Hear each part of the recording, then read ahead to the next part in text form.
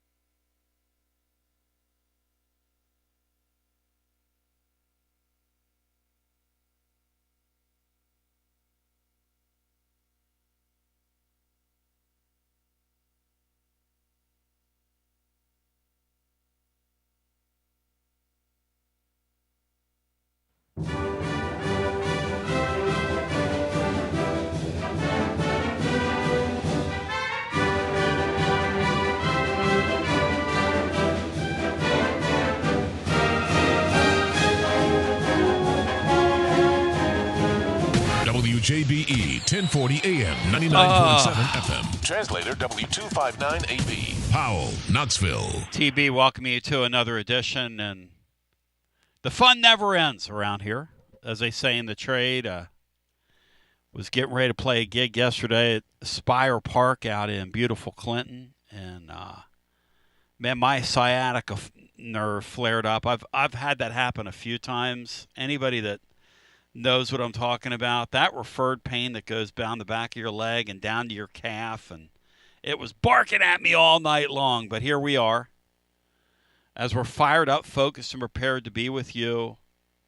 We are 8 days away from Tennessee Media Day, 9 days away from the first practice. And Bino, Jeff Henderson, welcome back. Friday we were on your stomping grounds. We had some really great folks that came out and hung out with us on Friday. Bino, Jeff Henderson, man, we did a show Friday on just what a blessing it's all been, and it was just a soul-watering deal, and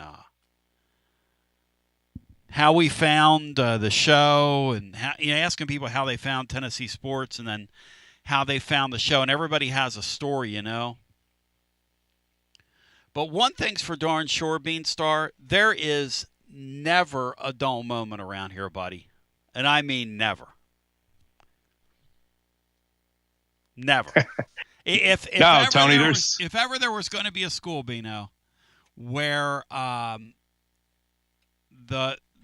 Nico thing was going to happen, it was going to be us, right? Well, regardless of when you found the show, Tony, or when you came to love Tennessee football, there's pretty much always been some novel-worthy stuff going on. I don't know if it's just us. Maybe that's just college sports as a whole, especially in this crazy age. But yeah, it's as you've always said, it's a rare time when you have to make up anything to talk about. Yeah. So the media, and we'll park on this for a second. The media over the weekend on Friday dropped their rankings and where they think everybody lands and how it's going to look. And I'll ask you, and I'll ask Bry right now. Are you guys offended that the Vols are number 9? Bry, does that offend you that the Vols are number 9 by the media? No, I am usually encouraged when expectations are not as high, because that program has always found ways usually to do better than that. So that doesn't offend me or discourage me one bit. I feel even better that they're going to have a season better than what a lot of people think right now. Yeah, that's an interesting way of looking at it. My first blush, and I tweeted this out Friday, was my first blush is this is a place down through the years that when you jock the Vols, they let you down. But when you're dismissing them, they sneak up on you and have a good season. And I don't know whether that's true or not. It feels true. Sometimes things that feel true aren't true. But that does feel true, doesn't it, Bino? That when the pollsters and folks that pick these things sleep on the Vols, they generally perform better. And when they're picked highly, generally they don't live up to it. Yeah, I think that's accurate, Tony. I don't think that's a misconception on your part at all. And I am not at all offended by it. I think that Tennessee will outperform that prediction. But if I were objective and viewing this from afar, I would look at a program that was the first program to lose an established quarterback after spring practice with really no time to replace him. That's right. You lost your bell cow running back. That's right. You have no real established receivers, and your very best defensive player is on the shelf early on. So I'm not offended by that pick at all. I would probably have picked them. If I weren't a Tennessee fan, I probably would have picked them somewhere in that region myself, just based on those factors. And so what I've gotten, just kind of poking around, hey, how's the team respond to that? They have had the leaders on the team have had a summer where they've basically closed ranks, and they've decided we're not going to let Nico and his family win. That's what I've been told. And it's almost like an us against the world thing. And you saw a piece of this with the Kitzelman guy, who's a real team leader, a guy they brought down there when the defensive players, well, Nico's my brother and we wish him Kitzelman. Man, he's not saying that. Because your brother doesn't get up and leave on you in the middle of the night. Just doesn't happen. So the Kitzelman guy, he's not playing. This team does not, this particular group does not want Nico to have the last laugh. And so culturally speaking, I think this will be one of the stronger groups they've had. And, the one thing that you've had under Josh Heupel is very few off-field flare-ups. It's ironic that the Nico thing happened when you stop and think about it, because it turned into sort of an off-field circus. It was an off-field circus in December when that was going on. And I remember sitting there on that Saturday and following that till like 2 o'clock in the morning, till it looked like, crisis averted. And at some point you're sitting there and you're going, and I remember thinking this in the moment, I mean, let this freaking guy go. He's mid. He's mid. Let him go. I mean, all this for that guy? You know what, though? At the end of the day, anybody's going to fight to keep their starting quarterback that they've invested 2 years in. And so I do think the leadership on this team, those upperclassmen, have a certain resolve about them. What we don't know, Bino, is who's going to pick up the slack. Where's it going to come from? Is there enough there? Are there enough playmakers there?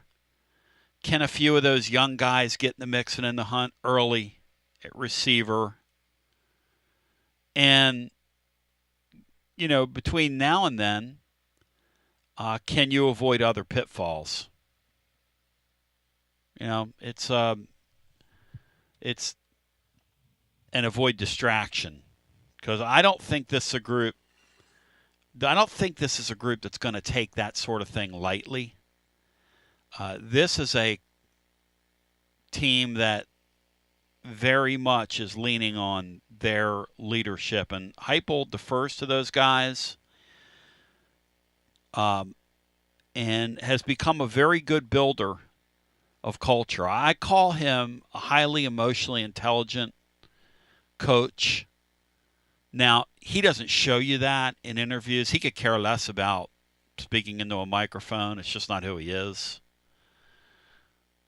But that's a far cry from being somebody that has been around this his entire life, essentially, and understanding what good culture is about, how to grow and cultivate good culture, and sort of what it means.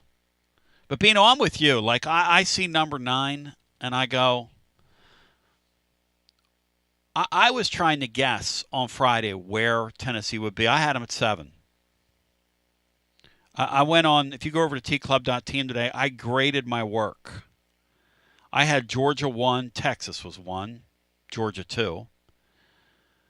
But then I had Texas 2, I had Bama 3, LSU 4. I forgot the line through Texas, Bri. I actually got 7 right and 9 wrong of the 16. It's hard to get them in order, Bri. It's hard to guess how the media, especially in a 16-team league.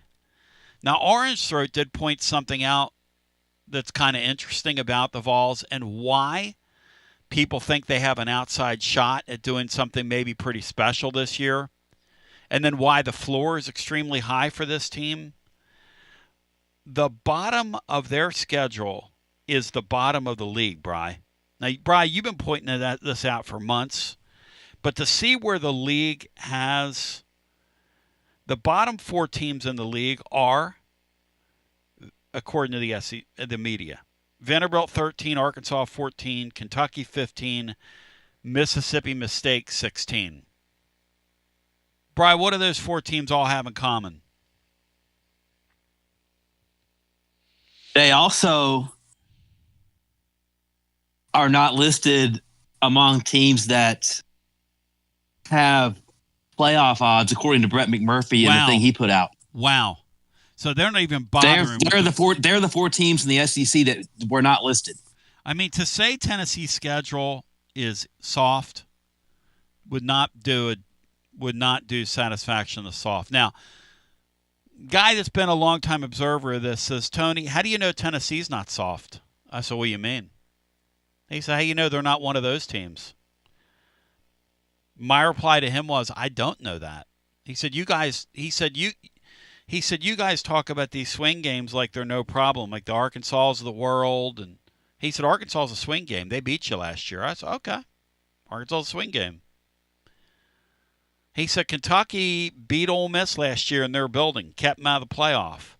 Aren't they a swing game for us where we are right now? He and I were going back and forth. I said, okay, if that's how you want to view it, that's how you're going to view it. That's fine with me. But I'm going to tell you this. Even Oklahoma, and while we're picked 9, what is their fan base thinking, Bino, when they woke up Saturday morning to the realization that the league thinks we're going to finish 10th?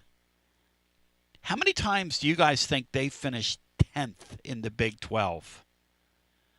Or when they were in the old Big 8, Bino, how many times do you think they finished like 7th or 8th in the old Big 8? That is not what Oklahoma fans in the century of Oklahoma football have signed up for. You talk about an identity crisis, and here's the thing about them. They're one of the big spenders in the portal, which just goes to show you, and maybe they do a lot better than that. Who knows? But this league is one of incremental improvement, and it's really hard, at least in the eyes of the people that kind of watch this stuff for a living. It's really hard in the eyes of people to precipitously jump, to go from middle bottom of the league and then say, oh yeah, Oklahoma, they're top 5 because they spent on the wide receivers and they got Mateer and they've got no offensive coordinator and I'm buying. This is very much a league of show me. It's kind of interesting, Bino, because you know those Oklahoma fans, when they were coming to this league, never dreamed in a million years that they'd be a doormat, which is what they were last year and what the league thinks they're going to be this year. If I'm an Oklahoma fan, I'm sitting there going, wait a second here. Wait a second. They're picking us behind that Tennessee team that lost Nico? I mean, that would kind of urinate me off as an Oklahoma fan, Beanstar. And I think I'd be mad at this era of Oklahoma football. I can't help but wonder if they don't win this year and significantly improve, and their schedule's very hard, but I can't help but wonder what that'll mean for Crazy Eyes down there. Ted Nugent's body double. What do you think? Yeah, I don't think they're going to take another year like anywhere close to last year, Tony. I think they have to be significantly improved in order for him to keep his job. SEC media. They're just not going to watch it. And, you know, Tony, you've said this all along, and in doing a couple little exercises, I just really believe that you've got a top 3 in this league, and they're all changing quarterbacks. They all got a brand new quarterback. I don't know why I put them by themselves, but I do. I kind of put Texas, Georgia, and Alabama in a league of their own, or at least was on a tier of their own.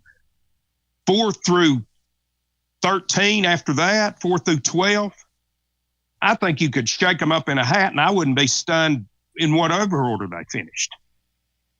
That's exactly what I was getting ready to say. When you look at the league, like if LSU loses at Clemson to begin the year, they could go 7-5, 8-4. John Adams, close your ears. You could shake up teams 10 through 50 in college football, and you wouldn't be shocked in any order. I think that's accurate too. Probably Brian. right, Brian. I think you're right, Brian. So the Vols could be, kind of a surprise team this year, or they could suck. That could happen. Same with LSU. Hey, this South Carolina bunch, they lost some players from last year now. I mean, there's no way in hell I'd pick South Carolina to finish 5th. Now, maybe they will. Maybe they're going to come right back and, kind of touch the playoff like they did last year. There's zero doubt in my mind that if we would have played them last year at the end of the year with our quarterback woes and the kid they hit on, they would have beaten us last year. They would have beaten a lot of people. They were beating people last year. And it doesn't offend me as a Tennessee fan one bit to look something in the eye and go, hey. But this is 2025. And they lost some people. And, look, I love that Sellers kid. That's a great story. And he competes. And he really competes. And John Adams was right the other day. You know, they were him getting hurt against LSU, up a couple scores in a crazy game. They were that close to making a playoff last year. That'd probably been them and not us if they'd have beaten LSU that day. So one thing about the 12-team playoff is it puts a lot of teams in play. It makes the season interesting. I think 12 is a good number versus 16. If you made me king, I'd leave the playoff at 12. I think it creates tension. 16 does not create tension. 16 means that 5 or 6 SEC teams every year are going to make a playoff. 12 teams means 3 or 4 teams in the league are going to make a playoff. And it creates... I like a little tension, Beanstar, even if my team doesn't get to play in the playoff as much. Just for the sport itself. I wish baseball would go back to warping down its playoff system, because I find myself, I don't know about you, I still love it night in and night out because it's our pastime in the summer. And I missed it last week during the All-Star break. But I don't find myself as invested game to game because I'm watching a have team. Bino's watching a have team. I don't find myself, and the Phillies are clearly in the playoffs. Bino's Yankees are going to make the playoffs despite, you know, the swoon job they had. I don't find myself as invested in it day in and day out. Do you find that to be so, Bino, now that they've turned it into a playoff sport? Well, Tony, I didn't.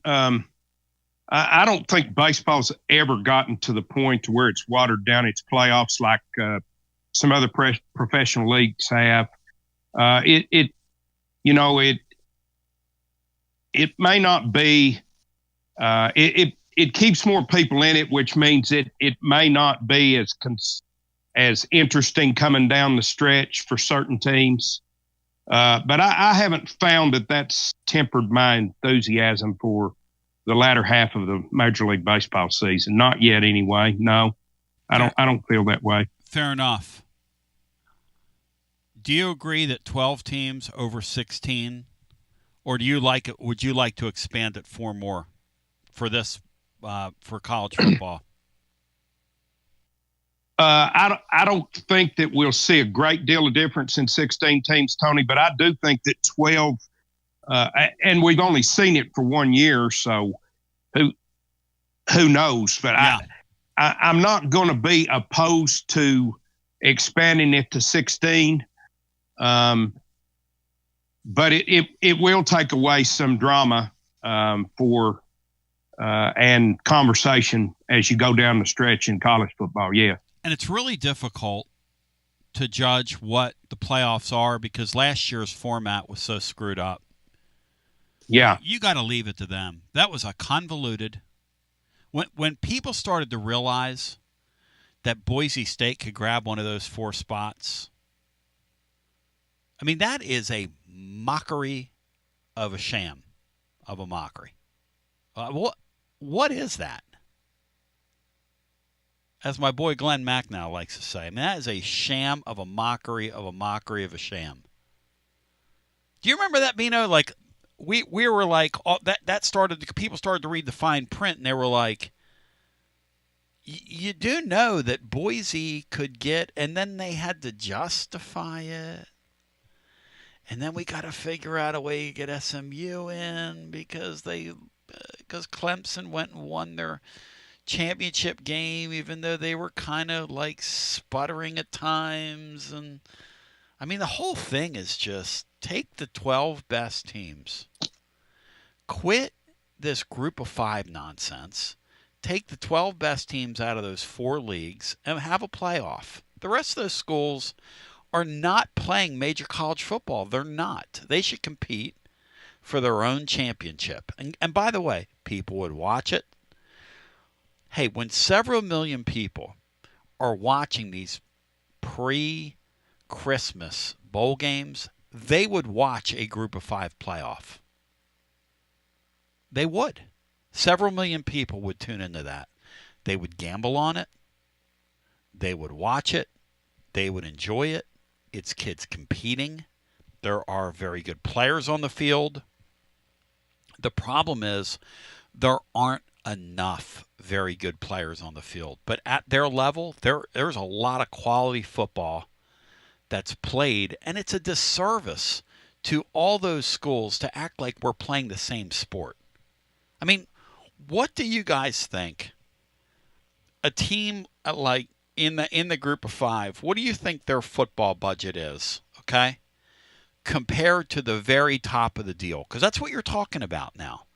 You're talking about a 12, which would be like somebody in Boise. Who's another example, Bri, of some of the schools are going to toggle around that deal? That would be sort of in that. Well, Memphis is one. Okay.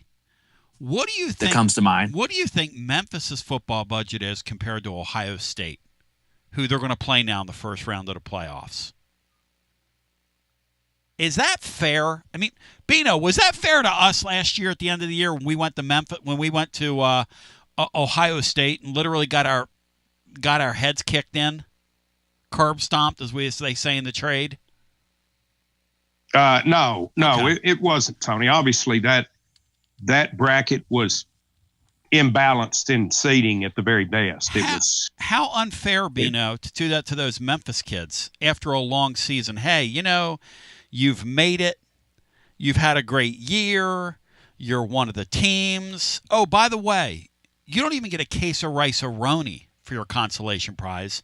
You might get a trip to the hospital after this team beats you Ohio down. State's playing a different sport than a lot of teams in Power 4. That's the if we're point. honest about it. And that's the point. That's why the Memphises, the Boises, those schools should all be competing with each other at the end of the year, and people would watch it. People would watch it. People would enjoy it. People would embrace it. It'd be another championship. They could probably I'm sure they could get a TV partner for it, but they have to pretend. They have to pretend. So we can talk about all that. I want to go through some of what we're buying, what we're selling, what we're trading. Bino brought up the top of the league. Hey, listen, I don't know who Texas has a quarterback, neither do you. We know very little about Georgia's quarterback. We know that we've had the father of the Alabama quarterback on, and he's been there 4 years. So in my mind, they have just as many quarterback issues as we do. I don't know how healthy the shoulder is of the kid at Florida. Neither do you. Nussmeier likes to throw the ball up for grabs. I mean, for as great as the SEC is, right? It kind of mirrors the NFL, where the lack of consistent quarterbacks from roster to roster, Beanstar, it's kind of mystifying, isn't it? It's really strange. Yeah, it is, Tony. I don't know if the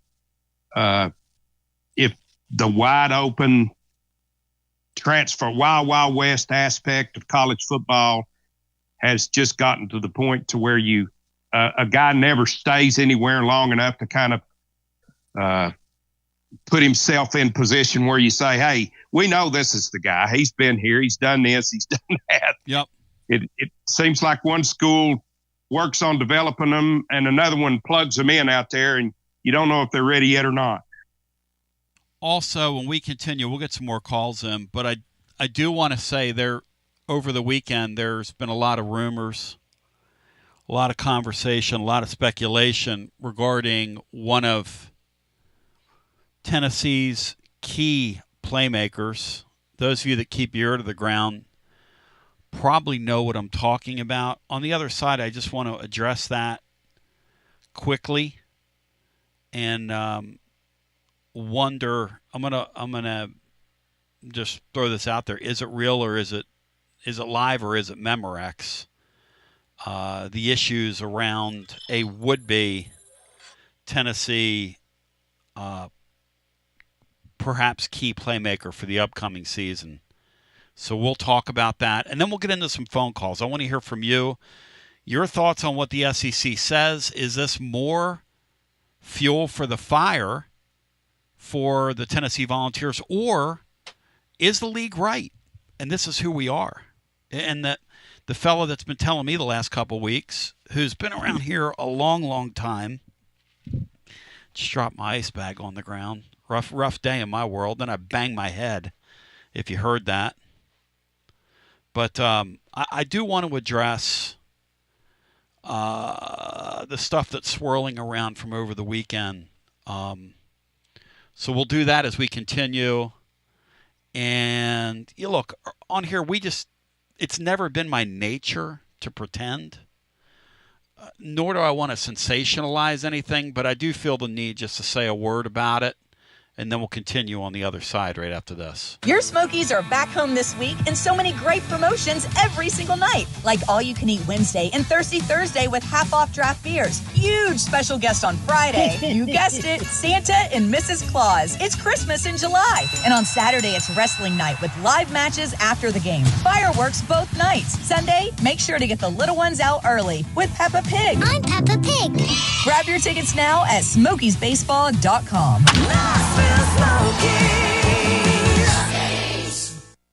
Summer is officially here, and the last thing you want during sweltering heat is a broken air conditioner or HVAC system. That means it's more important than ever to keep you and your family comfortable and safe when extreme Tennessee temperatures arrive. Don't ignore the warning signs that your AC is struggling or nearing the end of its lifespan. And if you need emergency HVAC repairs, routine preventative maintenance, or want to invest in a new system, then call the trusted HVAC experts at Pipe Wrench Plumbing, Heating, and Cooling. This month, get up to a $1,000 discount when you buy and install a new air conditioner or HVAC system. We make it easy with free on-site estimates for replacements and free second opinions on repairs. And if budgets are tight, we offer flexible payment plans including 0% financing with credit approval. Be sure to ask about our 10-plus year warranties that are 2 times longer than industry standards, so you don't spend a cent on unexpected costs in the future.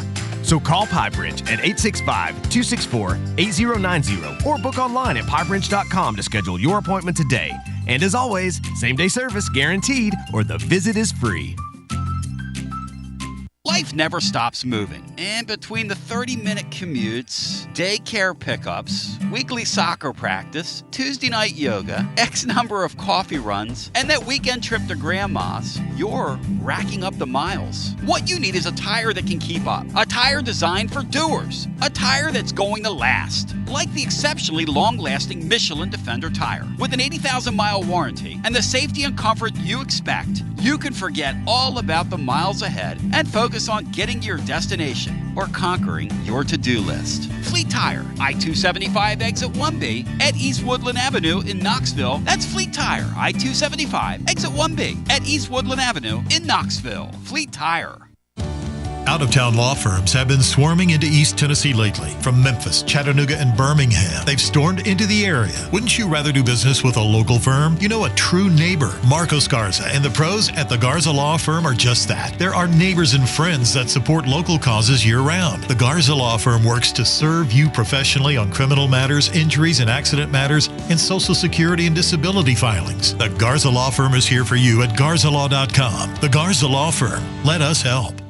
Are you stuck in a dead-end job or ready for a new challenge? Do you feel like it's time to try a new career? Well, it's time to change lanes with TLD Logistics. My friends at TLD Logistics have some really exciting opportunities for you to learn a new skill. With a new 5-acre driving academy that's now under new leadership with all new course material. And the best part, it's absolutely free. What a great deal to set you on the road to higher pay. And TLD Logistics even offers weekly stipends to offset food and gas expenses. In 6 weeks' time, you could complete this course and be in compliance with FMCSA regulations. Then you're ready for the open road of opportunity. What are you waiting for? It's time to change lanes with TLD Logistics. Visit TLDlogistics.com. That's TLDlogistics.com. TLD Logistics.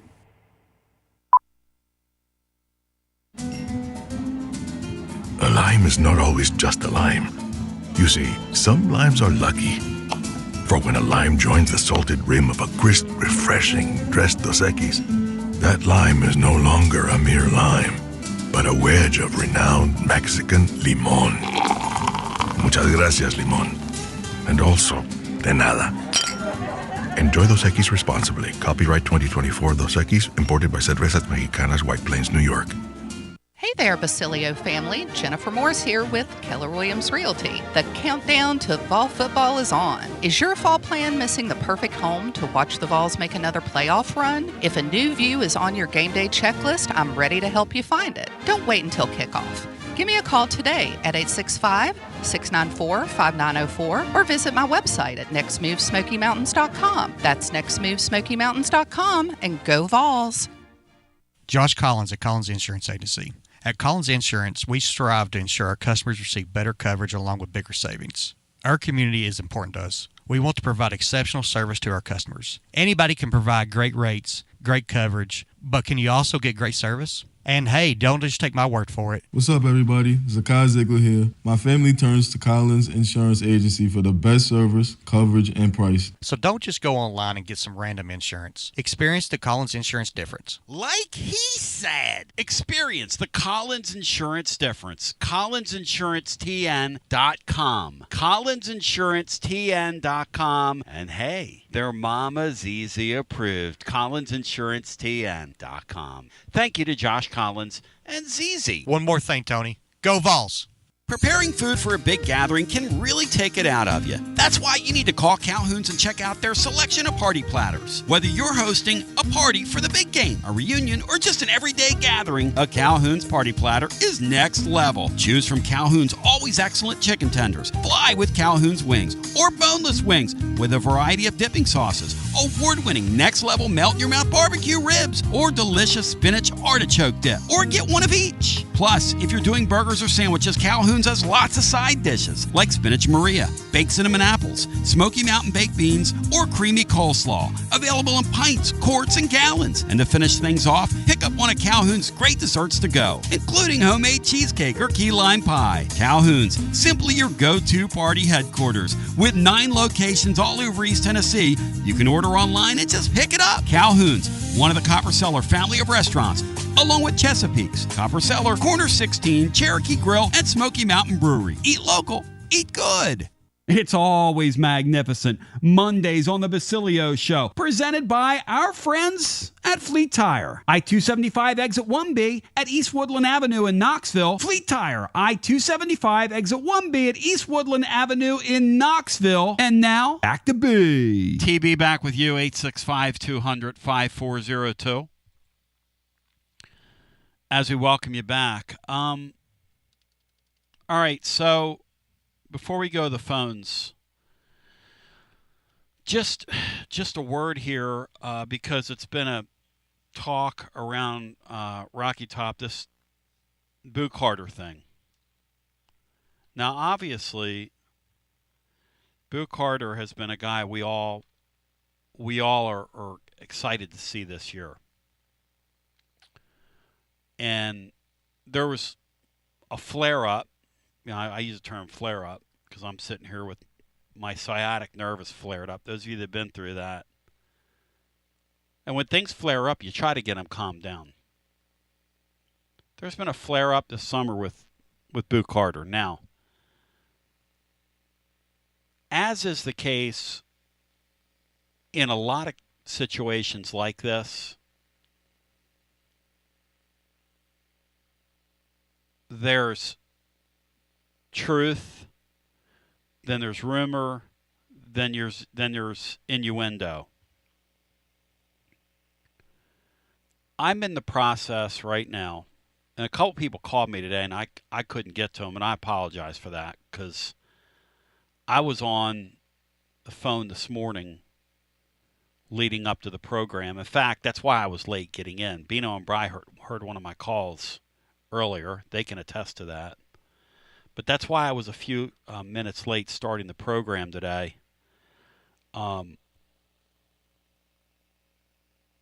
We're monitoring that situation. I'm in the process of gathering some information and we're going to put out probably a video later on our YouTube channel because I wasn't able to complete everything that I needed to address it. But I will say this.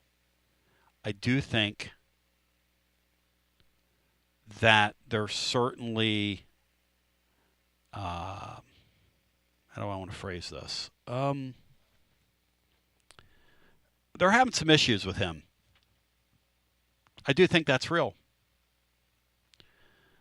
And I don't, at this point in time, think it's a slam dunk that he's playing here this year. I think that's a fair thing to say. And I'm going to leave it at that. But I hope to be able to compile more to talk about it in further detail. I'm pretty sure it'll be later today. We'll see. But needless to say, Tennessee's got to figure out. You got media day 8 days away. You got to start a practice. The ramp up to this season, now more than ever, is extremely precious. That's extremely precious time. And I'll go into this in the YouTube video today because none of us know what's going to happen here. But there is an issue. And where we started today's program is a good place to put a pin in this. The leaders on this football team are extremely jealous of their culture and extremely guarding of their culture. And you have to see it through the prism of their eyes, which is they already watched one of their playmakers and one of their own make a mockery of it in the spring in that quarterback. And they're kind of not going to sit there and let it happen again. So the chatter, the smoke that you've heard around this is real. The other stuff that's come out about that kid, people just sort of throw things at the wall, in my experience, when this sort of thing starts happening. So we'll talk about that. But I've got to get some more stuff on it. But the reason I wanted to say something about it on the air is I do think that's a real situation as we sit here today. And I do think that what happens with him is up in the air from here. And Bino, if they were to lose a playmaker like that, on top of everything else that's gone on, that would be a huge, huge blow, would it not? Yes, it would, Tony. I mean, he's one of the few proven playmakers that you have, and a guy that you hope would not only contribute like he has on the defensive side of the ball and on special teams, but occasionally on offense as well. That's the level of playmaker he is. So hoping against hope that this can get resolved and he can stay here and play quality football. So we're gathering information on that, and I got a few more calls out, so we'll see what happens. Hopefully we can do something later on. Let's go to the phones at 865-200-5402, our TLD Logistics phone line, presented by our friends at TLD Logistics online, tldlogistics.com. We go back to our busy phones, and we'll get our next call in. Hello and welcome. On our Monday edition, do you believe that Tennessee being picked where they are by the league could be a blessing in disguise? The Vols picked at 9th, which adds more fuel on top of everything else that's gone on this offseason. Hello and welcome in. You're on the air. Hey, fellas. It's Rusty. Hey, Rusty. Welcome in. Thank you, brother. I know it's almost noon there, I guess. My bad. Still morning, though. I I have some nerd stuff that I want to talk about Yeah. and discuss with you guys. Sure. But before that, I just wanted to ask the question and get your answer, your thoughts. I know it's just strictly an opinion. It's not a slam. So you're saying it's not a slam dunk that Carter will be on the team this year. Is it a decent foul shooters percentage he'd be on the team? In your opinion? A what now? Like a decent free throw shooters percentage. Oh, like a 75% foul shooter. I wouldn't know. See, I'm still in the process right now. Right. Basically, what I wanted to convey is there's a lot of rumors online about him right now, and people are, I think, throwing stuff at the wall, which isn't fair to him. I do think there's enough that he's done toward and with his teammates. He's been sort of lax this offseason. And I think this thing's going to come to a head, and they're going to have to try to figure out how it's going to work. But people have been saying all kinds of things about him that are just it's just weird the way people feel the need to fill the vacuum. But needless to say, Rusty, that would be a huge loss for them if they can't keep the wheels on him. No, it would hurt. It would hurt tremendously. But hey, you, if it does come to it, you just find a way to get past it and you move on and whatnot. But I won't believe anything until we hear he fell on a helmet. Well played. I see what you did there. Yes. Hey, so you were talking about the 12, the 16, all that. I don't know what the right answer is. I hate the buys, for one. Yep. I hate the teams that get the buys, not getting a home field game. Agreed. Also, you get kind of punished. But I don't know that 16 is right, because you're probably right that you bring in more teams and you water down regular season and you make it less stressful. Although we're going to be a team that probably most years will be on the cusp of being in the 16, and like almost every year we'd be on the cusp of being in a 16-team playoff. Right. In the 12 team, 3 out of 5 will be on the cusp. So I don't know.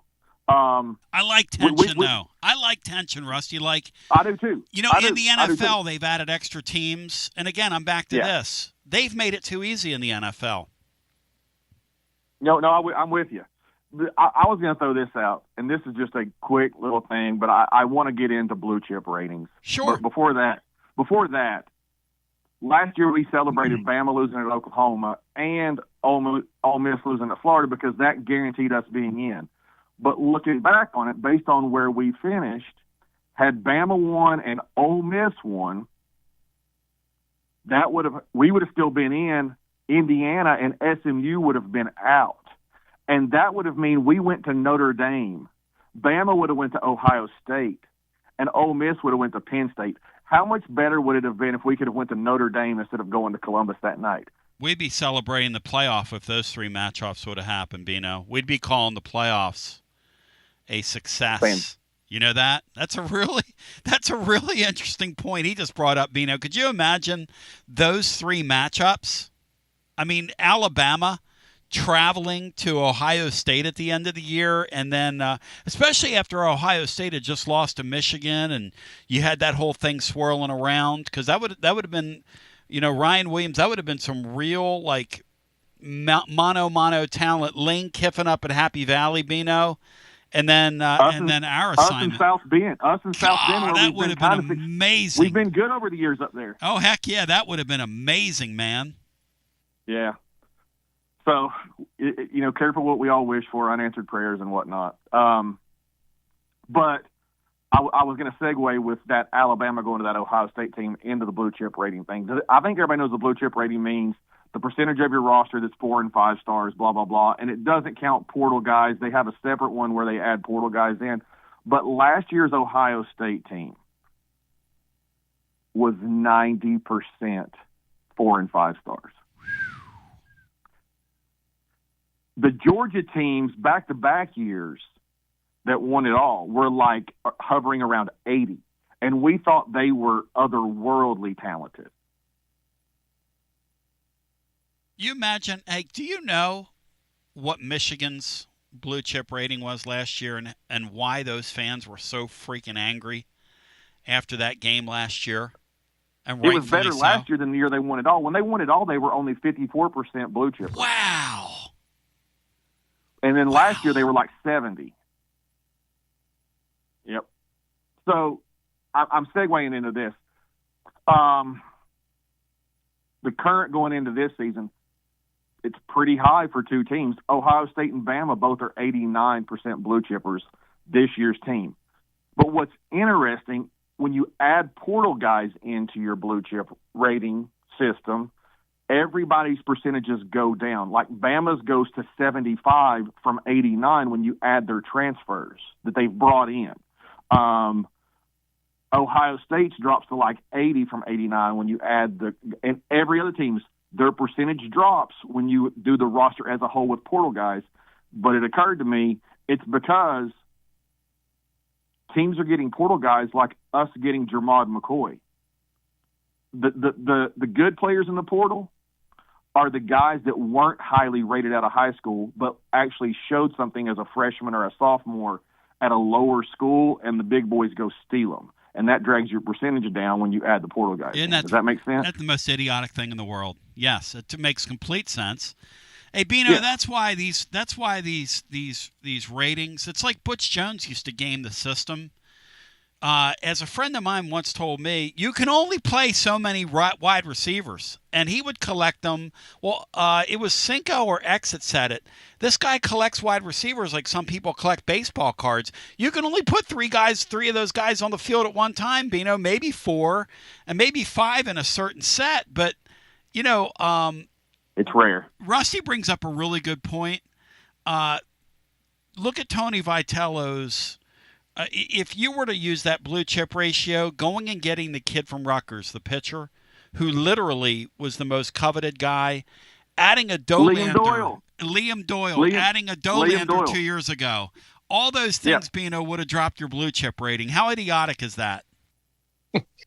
Yeah, they probably shouldn't include that, Tony. But it goes back to the basic point that 4, 5-star, all that stuff may be as inaccurate as any rating in the world. But if you continually sign a top 5, 6 class, you're gonna be good. That's what Ohio State. That's what Georgia. That's what Alabama. That's what those teams Strength do. and numbers. Individually, those things don't mean a whole lot. But Rusty brings up a great point. When you get a McCoy, what he's saying is when you get a McCoy who's a 3-star player out of high school out of the state of Texas, who's a really nice player, okay, who blew up, who was Tennessee found him, and he comes here and he blows up, but they can't account for that on your roster. So you have to be careful with every metric. Dalton Knecht was a 0-star. There you go, Brian. And Chaz Lanier. It's a great example. Or what's Grant Williams, guys? He was like in the 300 or 400s, right?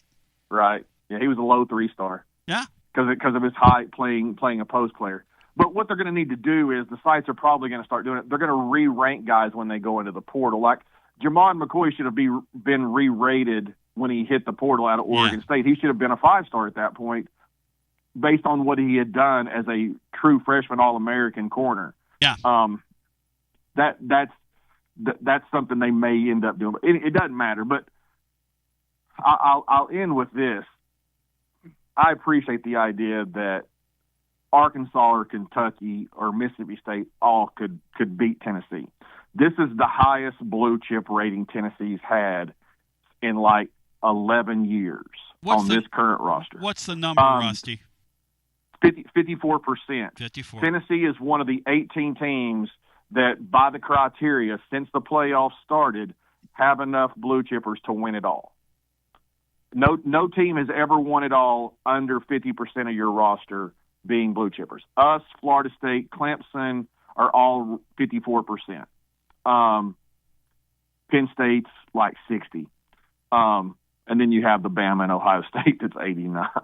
But my point was, those 3 teams, Arkansas, Kentucky, Mississippi State, we have double to triple the blue chippers that those 3 schools have. They may beat us. One of those teams can always upset. It happens. It's football.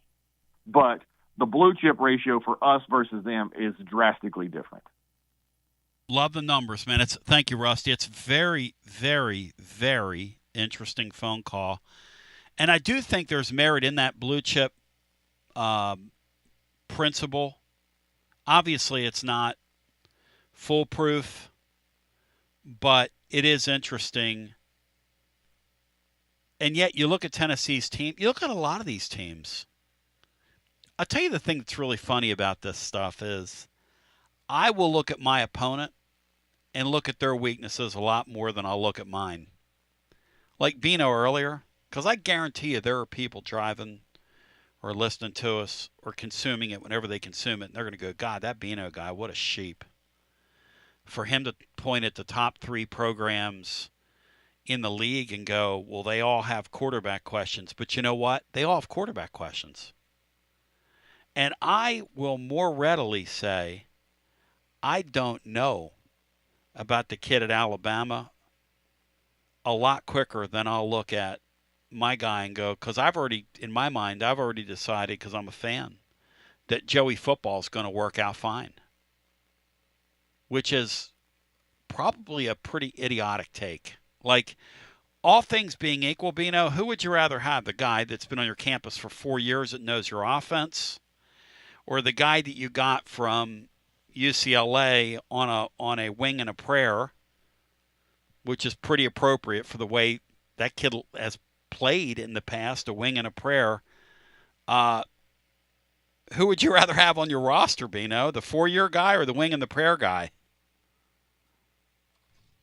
Yeah, and it's an interesting question, Tony, because who would you rather have? Who would you rather have? A guy that has led an offense in college football for 2 years and has all the experiences he's already has, or a guy was always highly thought of that's never really played? And thinking about what Rusty said, the guy who's never played, I mean, we say never is relative. Compared to Joey football, the guy at Alabama has hardly played, but he's been there several years. He's a coach's son. He's on a football team that's got an 89% blue chip rating, according to Rusty. I'm going to go look at that later. That's a very interesting phone call. Whereas Joey football's team has a 52% blue chip rating and has tried the drastic step at this level of trying a guy back in the spring on the offensive side of the ball, looking to use him as a two-way player whose status, as we sit here today, his status is 8 days out from media day. I'm not going to overstate this here. It's in doubt. It's in doubt.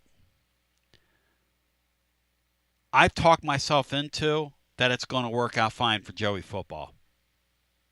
Somewhere along the line, but I also think Alabama has too much talent not to make the playoffs.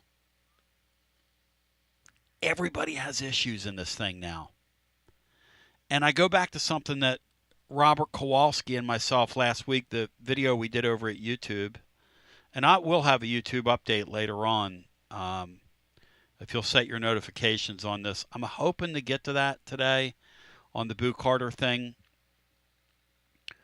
But Kowalski said, when you look at these college teams now at the very, very top of this thing, with rare exception, when you have one injury, you used to plug in somebody that could really play. Now you plug in a question mark.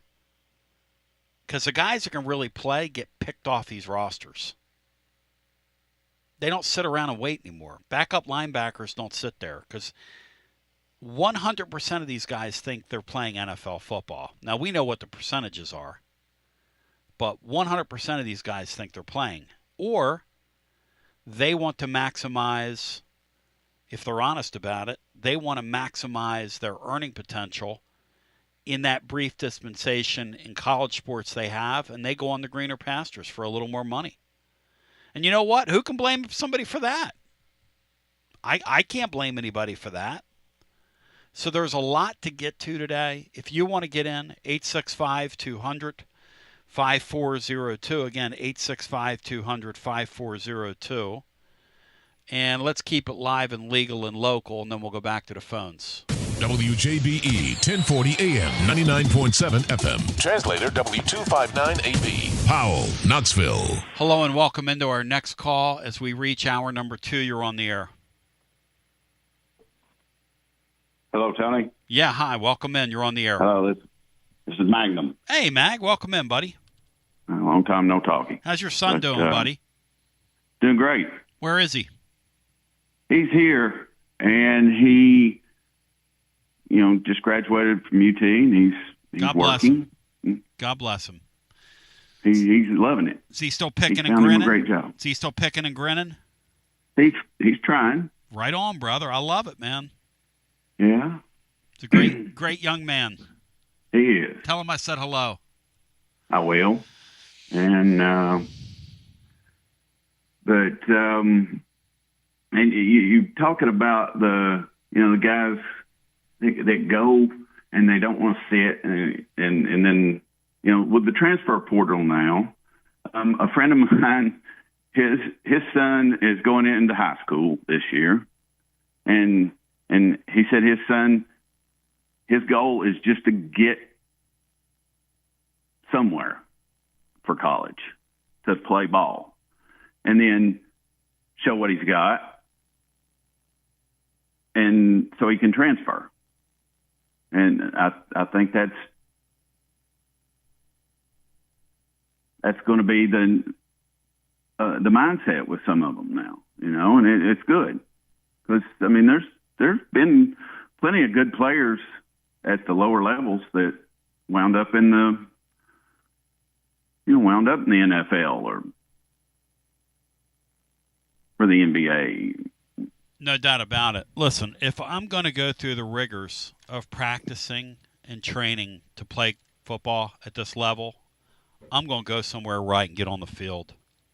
Yeah. I don't blame anybody for that.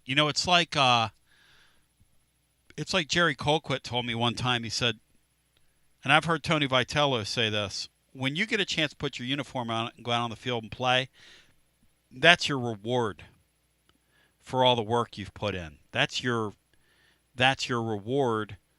And Bino, Tony's done a thing where they work so hard at what they do that when they go out and they put their uniform on and they go out and play, for the most part, his guys play pretty loosely. And I think that's what the really good coaches are able to do, foster a culture where you go hard, but when it's time to play, you play loosely. I don't blame anybody when they're a reserve player for wanting to sit and wanting to or wanting to go somewhere where they don't have to sit. I don't blame anybody for that. Do you? I don't, Tony.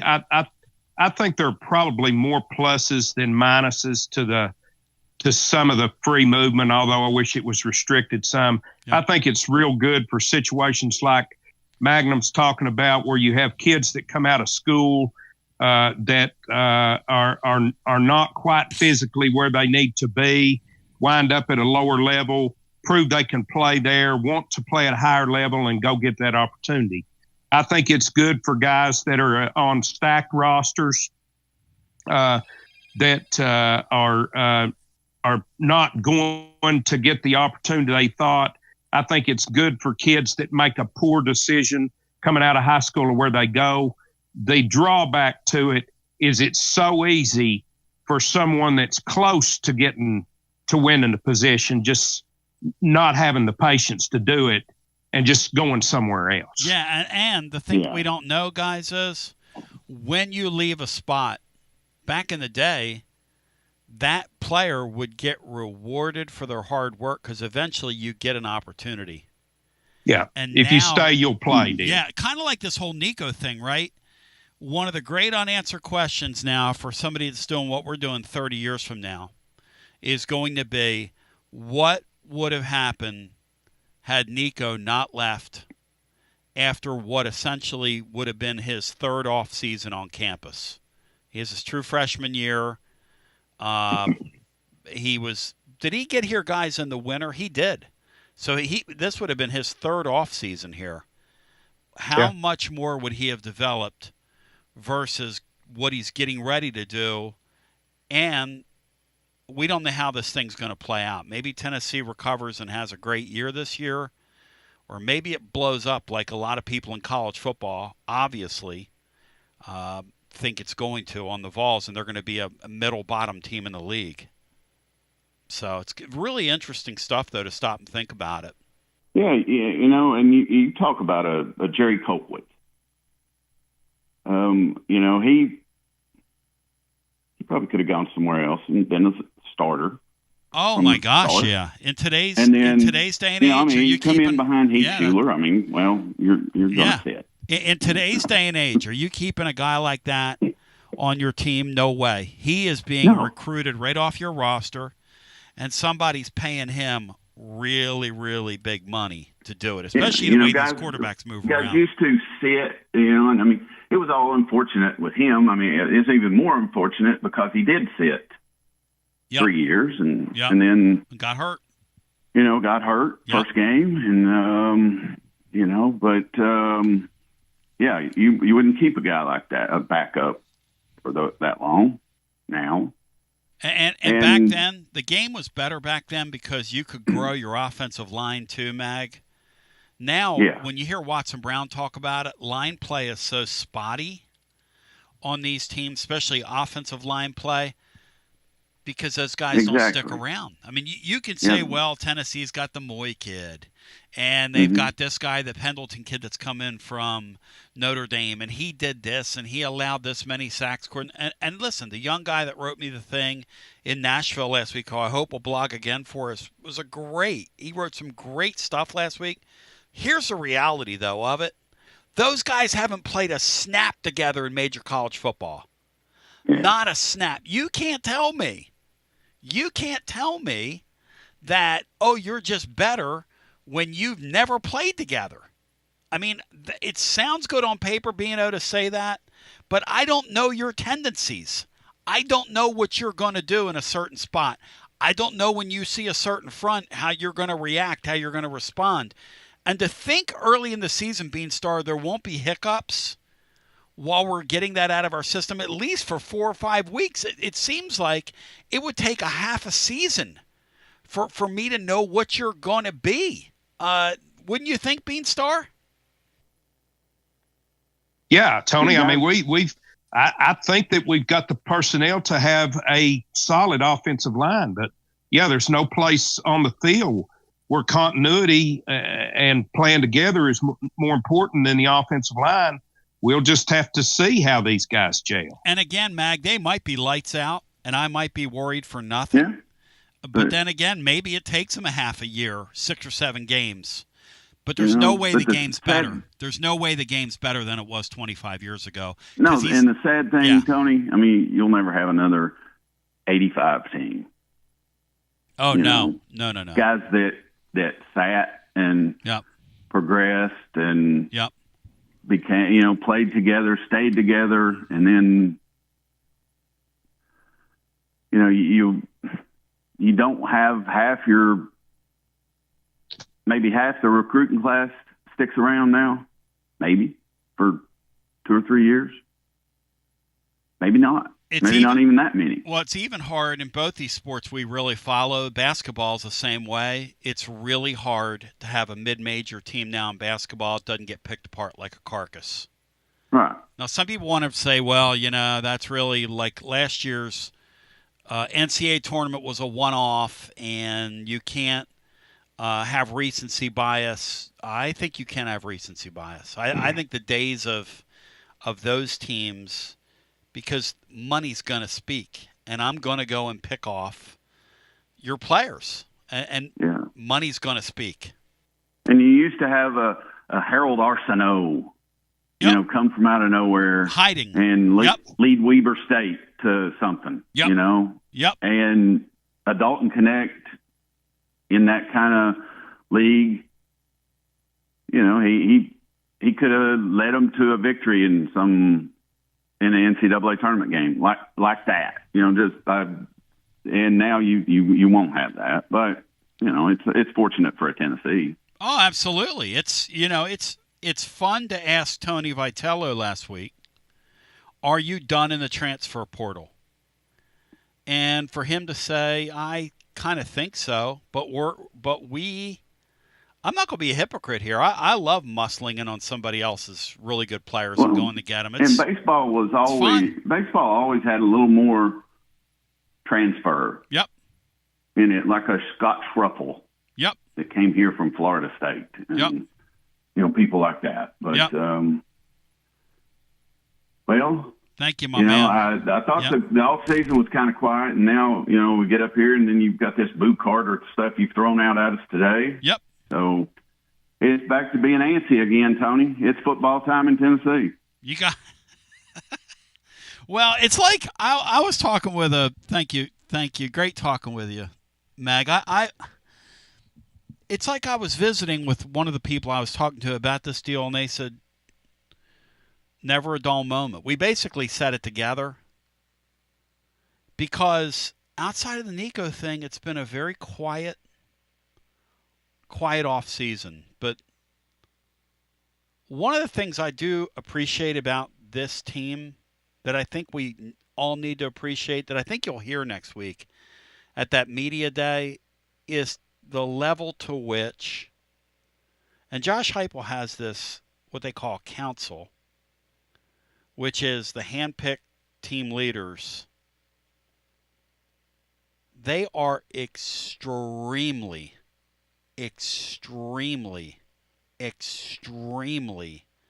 into, we're not going to let Nico have the last laugh here. I mean, this thing, they can say whatever they want to say. This is motivating to them. This is personal to them. They have taken ownership of this, and they do not want to see, just like we don't want to see, Nico and his father get the last laugh.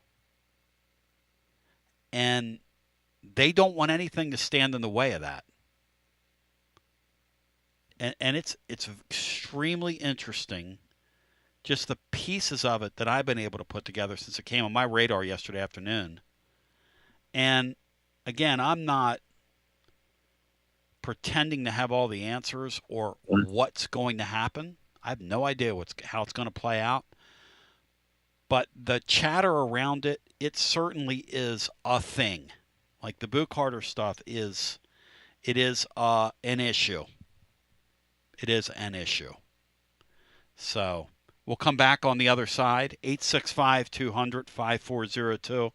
And again, for those just joining, I'm going to gather some more stuff, and hopefully I'll do something later on this afternoon, maybe this early evening. But if you'll turn your notifications on, you'll get whatever I have, and we can kind of go from there. But because one thing about us, I've never, in real time, I just have never pretended.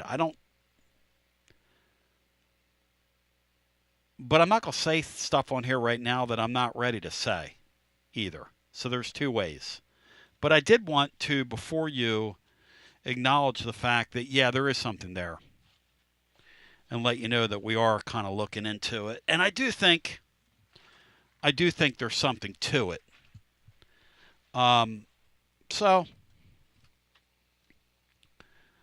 and if they have to part ways with that kid, it would be a shame because, well, I think he's a known, and I think he's a playmaker. And he's a guy that Bino's pointed to in the offseason as kind of giving him hope. But at the same time, you can't let anybody be bigger than your deal. And we kind of learned that with Nico. You can't let anybody be bigger than your deal. So we come back on the other side, and we continue after this. Hey, Tony B listeners. I'm Billy from Grade A Grounds, a UT grad bringing Knoxville a better way to raise money. We roast premium coffee fully branded for your team or cause. You keep 40% of sales, and we donate 5% to local needs. Let's win on and off the field. Visit gradeagrounds.com to start your winning fundraiser today. Living Vol fan, we're on the countdown to kickoff, and that means you need to make sure you are game ready. Head to Alumni Hall to get this season's Tennessee sideline apparel. Nike, Columbia, Peter Millar, and more. Shop top brands for the entire family. Hats, Yeti, tailgating gear, and so much more. If it's for the Tennessee fan, Alumni Hall has it. Spend $150 and get $10 in Hall cash rewards. Shop at alumnihall.com. Download their app or shop any of their locations in Knoxville, Murfreesboro, or the Tri-Cities. Alumni Hall, the ultimate shopping destination for Vol fans. It's the hottest postgame show on the planet. Garza Law. Fifth quarter fan reaction. Fan reaction. As soon as the final gun sounds, we're live. Tony Basilio, and we are live once again with Chad Stockton of FC Alliance. And Chad, you're out there on the field, 100 strong here in Knoxville. Talk to me. What's been going on with FC Alliance now that the weather's heating up? We're out here for the first night of the boys' tryouts. We have over 400 kids that'll be here tonight.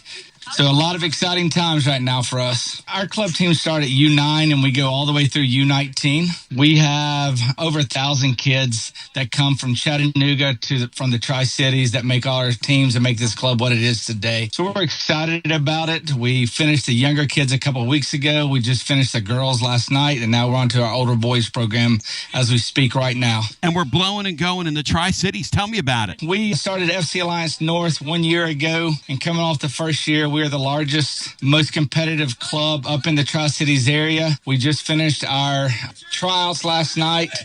Looks like right now we will be well over 400 kids for the upcoming season. So great things happening up there. We've put our boys into some really good regional leagues. So we're excited about what the future holds for them and also our girls programs. If you want more information, check them out at fcallianceknox.org. That's fcallianceknox.org. Chad Stockton, keep growing the beautiful game here in East Tennessee. Absolutely. Thanks, Tony. Hi, I'm Jim Simpson, owner of Simpson Meats. When's the last time you grilled a really good burger or steak? One your friends still talk about. Our goal at Simpson Meats is to make that happen every time you have a cookout. All of our cuts of meats, steaks, burgers, briskets, and pork are always fresh, flavorful, and sustainably sourced. We are family owned, so we know the importance of knowing how and where your food is raised. We have been putting quality first since 1888. Visit our butcher shop off Lovell Road or online at simpsonmeats.com. Tony Basilio along with the great Mark Griffin. And we're here to talk about our friends at Performance Medicine. And Griff, their slogan, stay educated, stay healthy. That's you. Wow. I really like to think that, Tony, and I'd like to give Dr. Rogers a lot of credit because I definitely want to stay educated and healthy, and knowing that he's putting the time and effort in to make sure of my care, I want to encourage your listeners to put the time to learn and become educated and get to know Dr. Rogers and see if it can help with your health as well. And there's a really, really easy way to do that. In fact, they've got their own YouTube channel. You can see Dr. Rogers for himself with his staff.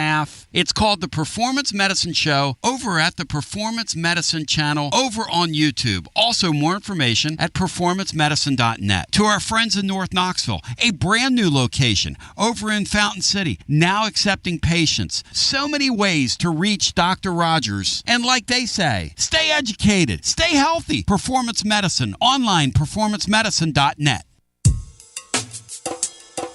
TB here for Cedar Bluff Plumbing, a live and local company that's been serving our area for over 32 years and counting because every customer counts, and I mean no job is too small. Cedar Bluff Plumbing just voted #1 by City View magazine because multiple plumbing experts are on call to serve all your plumbing needs. Chances are there'll be a plumber in your area when you call, and they won't send some salesman to your house. You're going to get a high character, trustworthy, highly trained plumber who will serve you, not like some of these guys that look like they came off the set of America's Most Wanted. Cedar Bluff Plumbing is Basilio tested and approved and will go the extra mile for you because Chucky Mack is a servant of the people and my consigliere to the throne, celebrating over 32 years of serving living volunteers. Cedar Bluff Plumbing. Call 588-4448. That's 588-4448. Cedar Bluff Plumbing.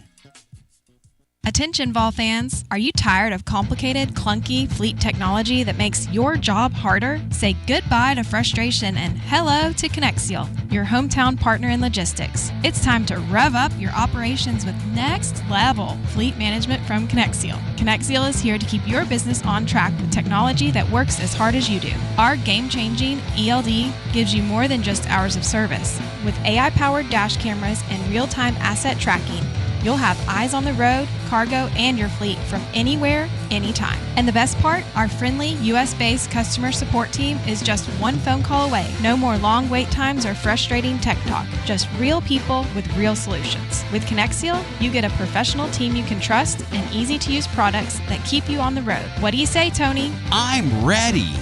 Make the smart move and call Connexial today. 865-888-6920. Learn more at Connexial.com. That's Konexial.com. Drive life with Connexial and go Vols. Basilio here, and my friends at Carnes Motor Company started with a dream over a quarter century ago. I met Rob and Brian back when I still had hair, and they were working at a huge dealership in West Knoxville. But they told me back then they wanted to sell cars on their terms, and I wanted to do radio on my terms. Their terms, just like my terms, are ultimately your terms. In both cases, you're the winner. A Car Guru's National Award winner with a 5-star rating on all sites, just like our Vols. Everything about buying a car from Carnes Motor Company is no hassle. They specialize in high-quality pre-owned vehicles between the $5,000 to $25,000 range. And if you need to sell a car, they'll either buy your car or they'll help you sell it. Carnes Motor Company also has a top-notch service department. Therefore, every vehicle is rigorously inspected and serviced prior to delivery. So you're guaranteed to get a quality pre-owned vehicle every time. If you need a place for service, they've got you covered.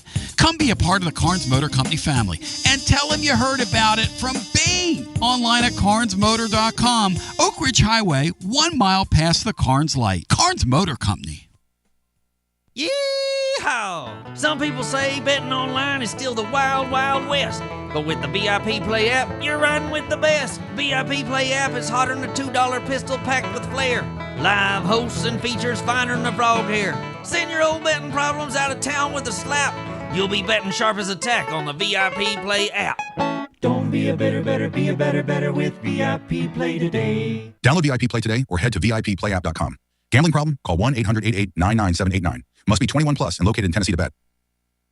It's always magnificent. Mondays on the Basilio Show, presented by our friends at Fleet Tire. I-275 exit 1B at East Woodland Avenue in Knoxville. Fleet Tire, I-275 exit 1B at East Woodland Avenue in Knoxville. And now, back to B. TB back with you, 865-200-5402. Let's go back to our phones. If you want to get in, 865-200-5402 is the numero dos.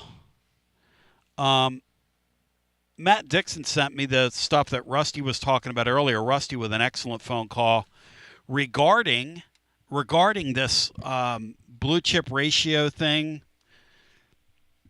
Any of those deals are flawed. However, and I stand with Bino down through the years. Two things I know about recruiting.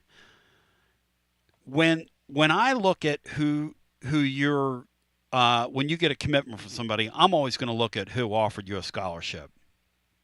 Yes. Now, that said, every once in a while, you find a 2.5-star guy that nobody knew about.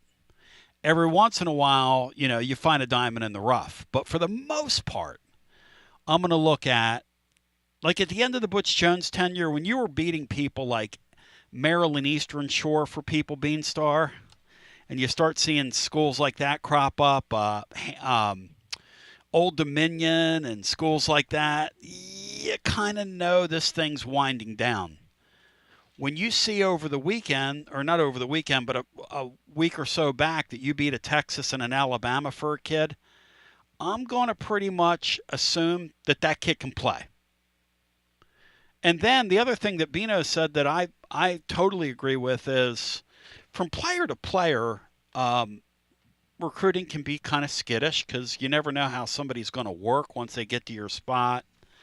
If they're going to be a cultural fit, if they're going to fly right, if they're going to get better. I mean, who knows? There's a million things that can happen.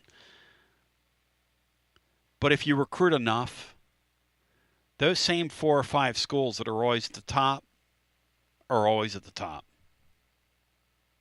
And that's why this league is so tough a nut to crack. I remember Bino back in the day, whether it was fair or unfair to Fulmer, they would say that his players were so good back in the day that they could overcome his coaching. Now, I don't know that's not a fair thing to say about somebody, but that's said about all these coaches. If you just stack enough players, Tony Basilio could go out there and coach them. And to some extent, there's probably a lot of accuracy to that. Bino, right? I mean, if you get enough great players, there's a reason Nick Saban got up every morning. Hey, Tony Vitello, those guys never quit with the recruiting because they know Tony said on here last week, our bullpen wasn't good enough last year. Did you hear his interview, Bino, when he said that? He said, we just weren't good enough.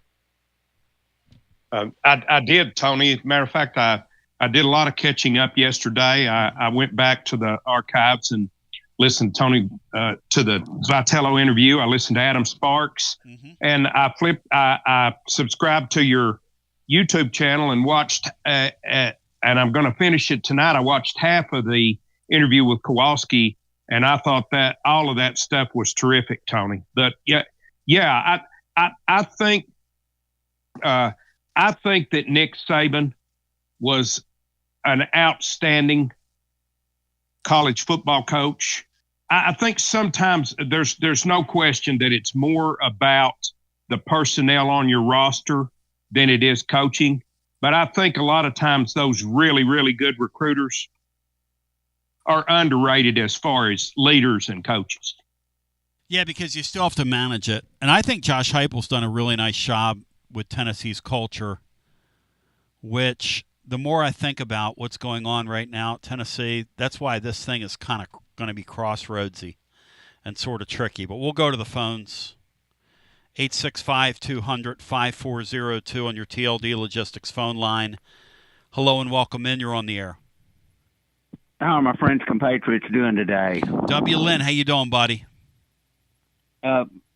Tony, Bino, Brian, I apologize. I missed the first hour of the show talking to an old friend on the phone. What's going on? Miss a show, Carter? Miss a lot. Oh, it's just nothing. We don't really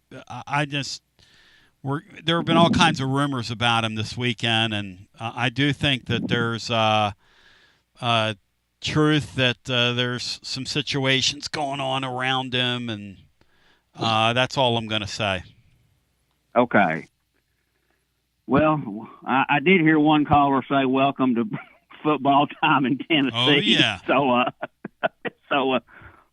But the 4-star, 5-star formulas, I believe in all that. And, you got to have the Jimmies and the Joes. But you also have what we call in baseball clubhouse chemistry or football locker room chemistry. Really matters, and that's man. The key. Oh, it really matters.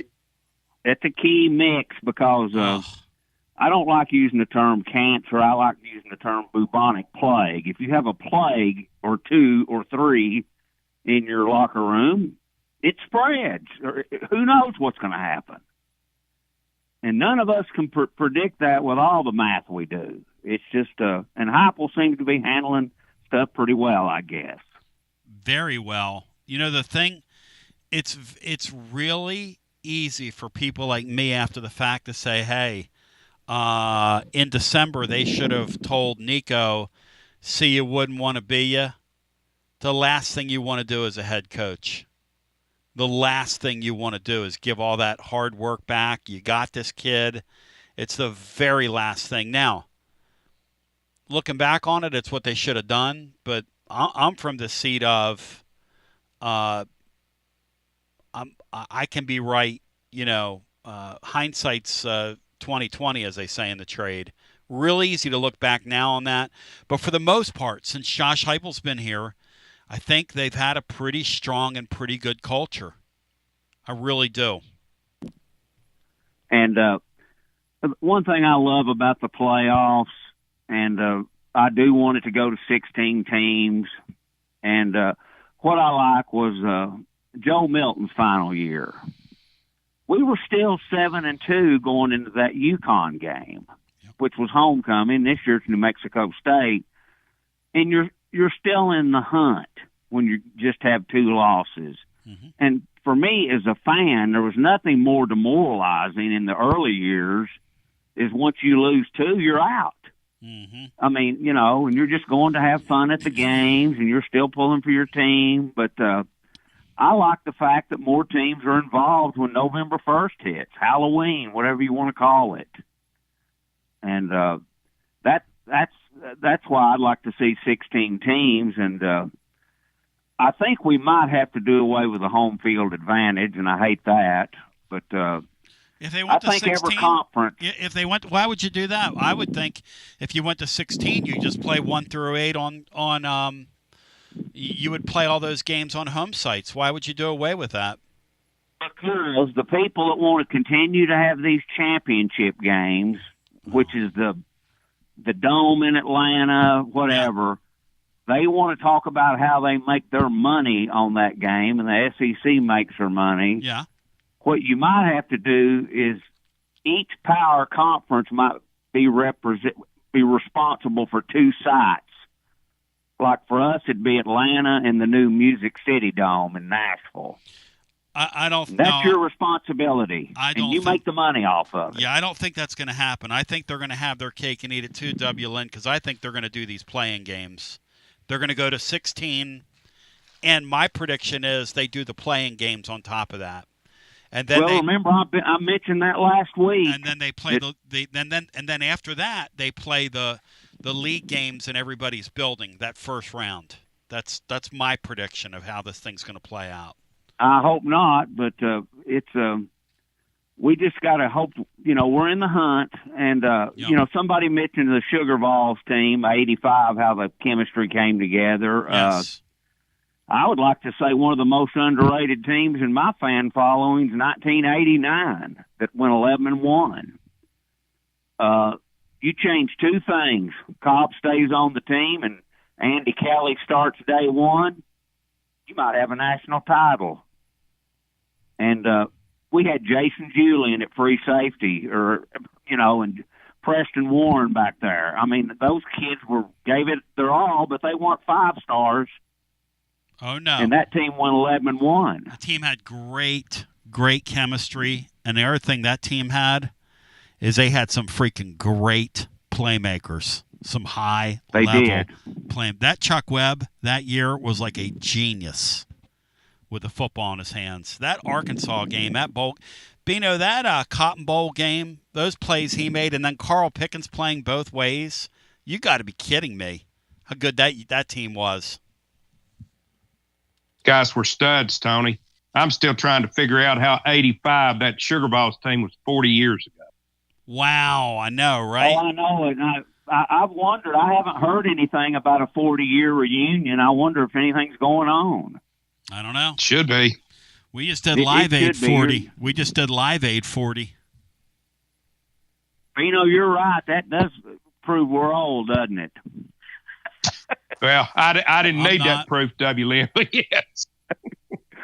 And Bino, you're still playing softball, which I find quite remarkable, to be honest with you. Thank you, W. Lynn. Yeah. Good talking to you. I appreciate that, W. Lynn. On your TLD Logistics phone lines, we'll go back to our phones. I was asking Bino, was it nice and temperate where you were? Because I've had this flare of my sciatica. I don't want to bore anybody with it, but I'm walking in the park the other day, and I feel my back start to go. And so I sit on a bench, and I'm like, yeah, I'm going to sit there and, because I was walking and playing. I had a little speaker hooked to me. I don't bother anybody. I'm just kind of walking around, being me. Whatever that means. But anyway, man, my back just tightened up. And I'm to the point where I had to, stop off, I wasn't going to be able to drive home. Like, my leg was just killing me. So I got some Advil liquid gels, Bino. I took 5 of them at one time, which I've since found out you shouldn't do, but I don't know what led me to do that. But at any rate, that wasn't good. That wasn't a good move. Hope it worked. I sure hope it worked. Well, that didn't really work. It's not good. The second thing is, so I'm trying to sleep with it and get through it and whatever. But today, Laura has this kind of belt thing that we were trying to put. She goes, you got to put it below your hips. Now, Bino will like this story. And so she's reaching over and she's like, well, you got that thing too high. And then she's reaching, she's like trying to find out where my hips are. And I said, honey, in high school, they called me no hips. The girls used to crack on me, Bino, and tell me I had no hips. And Laura was reaching for my hips, and she goes, where are your hips? That's a real confidence builder, Bino. She was like poking around on my anatomy, like, where? Got to put this belt below your hips, man. Tighten this belt up. So, anyway. I'll tell you the thing about back pain is, and those of you that have been through this know this, your back is taken for granted till it's not. But when that son of a gun hurts, and then you get that referred pain down the back of your leg like I have right now, that son of a gun feels like it's on fire. Oh, man, you talk about something totally debilitating. Oh. Just, you're just done for a while when that happens. No doubt. Just done. And I've learned to listen to my body. Like, I'm going to ride my exercise bike today and just try to keep the range of motion in there, but not go crazy. And I couldn't play last night. I wanted to play with my band, and that kills me to do that and to not go out and do that. And let's go to the phones. But I wanted to go see my boy DV over the weekend. I couldn't do that. I mean, I came home, laid on the floor, and did not get up. I mean, I was in total freaking pain. But let's get our next Yeah, call. I know. Yeah. Prayers out to DV. Good man. Love you, Sorry DV. for your loss, DV. Love you, DV. Back to the phones we go. Hello and welcome in. Happy Monday, gentlemen. Hey, Polo. Welcome in, brother. How we doing? Good, Polo. How you doing? Doing great. Couple things here. I was riding. I told the Great Beanstar, my friend, I was riding through Columbus during his softball tournament. Columbus, Indiana. On my way home, and he didn't even know that the big man was in the bleachers. And let's just say he's got a good team, but we need that shortstop from the W. Lynn's charity event. Yes. That's the one spot he's in dire need of. Hey, Bino, any word on was your shortstop play lacking over the weekend? Would you care to comment on that publicly? Our shortstop is actually very good. There were some lacking in play this weekend in performance, but our shortstop was not one of them. Polo, did you really really pop? You really? I sent him the picture of the exit. Really? Bino, is this true or is this false? Is this a radio bit? No. Now, Paulie did send me a picture of the exit. The problem was it was like on Tuesday, and our tournament didn't start until Friday. Paulie. Well, I have to give the authorities. I have to let the authorities know I'm there, and then 4 days later I show up. If you know what I mean. Interesting. Yeah, And Tony. Paulie apparently made this offer to me to go and watch the Yankees and the Cubs. Yeah. While he was already on the road to wherever he was going.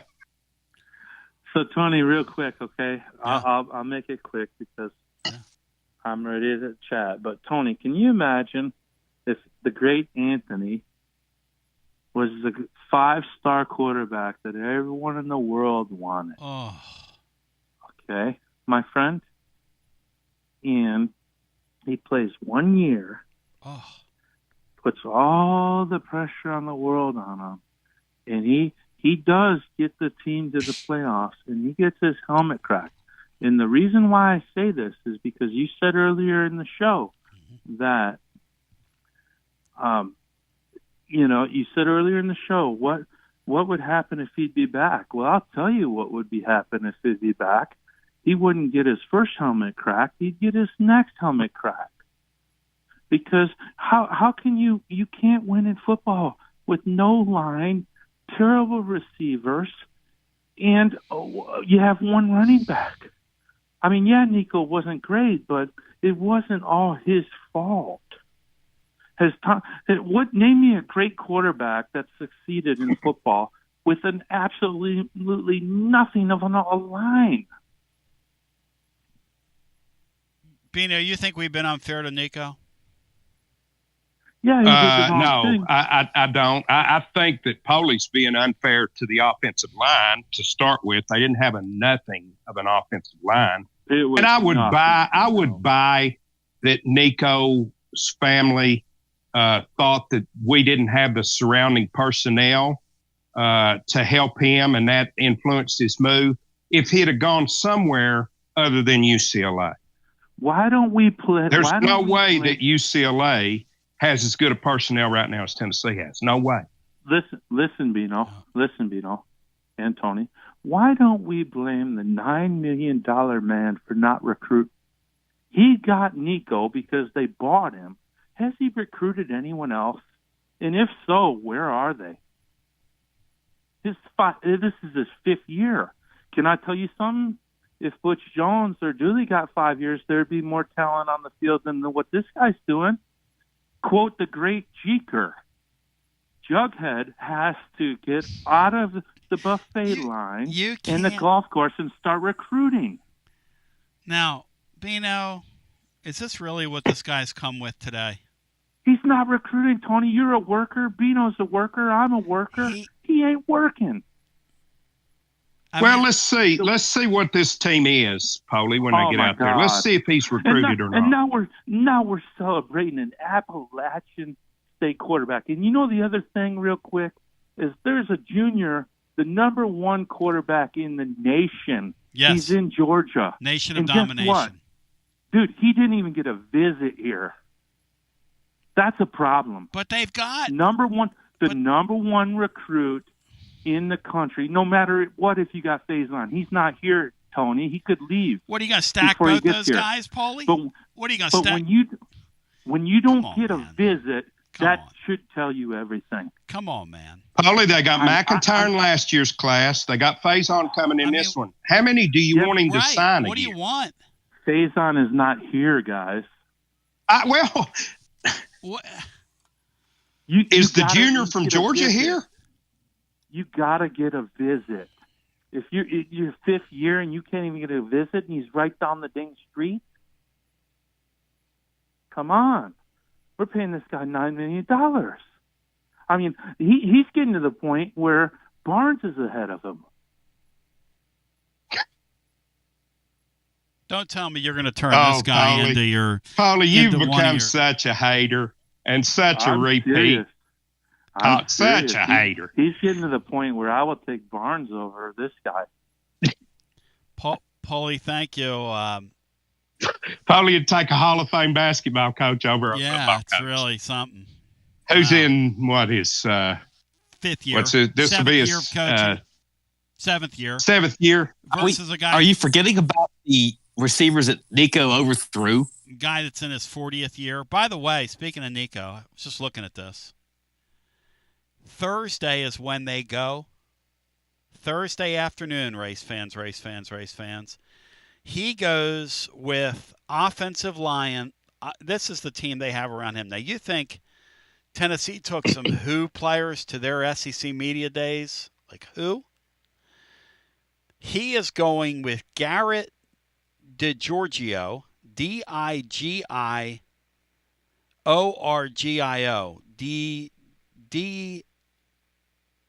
DiGiorgio.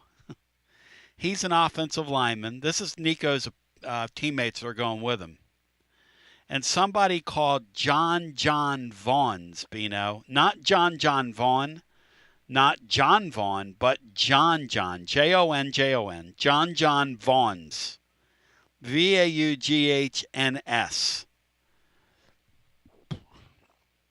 John Bonds. John Vaughn's. Okay. And Nico, I'm never going to leave you.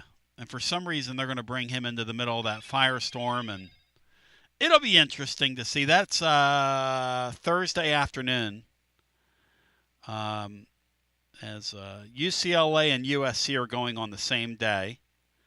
Nico, if you want to turn the Big Ten Network on, is going to speak at 6 o'clock to 6:30 Central Time. So we'll be able to watch that at night. Bino, will Nico have to answer for what he's done? I would think not, Tony. I think most of these conference media day meetings now are just big infomercials. They're not going to go out there and put anything negative on their. I doubt it. I doubt he answers. As one of my GMs used to say, pablum. The great Craig Jacobus. Pablum is what these media days are. Except when Lane Kiffin's talking. Because when Lane Kiffin spoke last week and he ripped Clemson for the league they play in and said, now wait a second here. You're going to compare that to playing in this league? Clemson would go 8-4 in our league. He's right. He's right. Yeah. Lane's a breath of fresh air at that thing. There's no question. Yes. He's only got – you have what you need to do next year is you have the commissioner speak to tell us what's going to happen with the schedule. And then you have Lane Kiffin speak, and then everybody goes home. You save all that money. You know the commissioner of the SEC hated that the commissioner of the Big Ten checkmated him last week while they were having their event.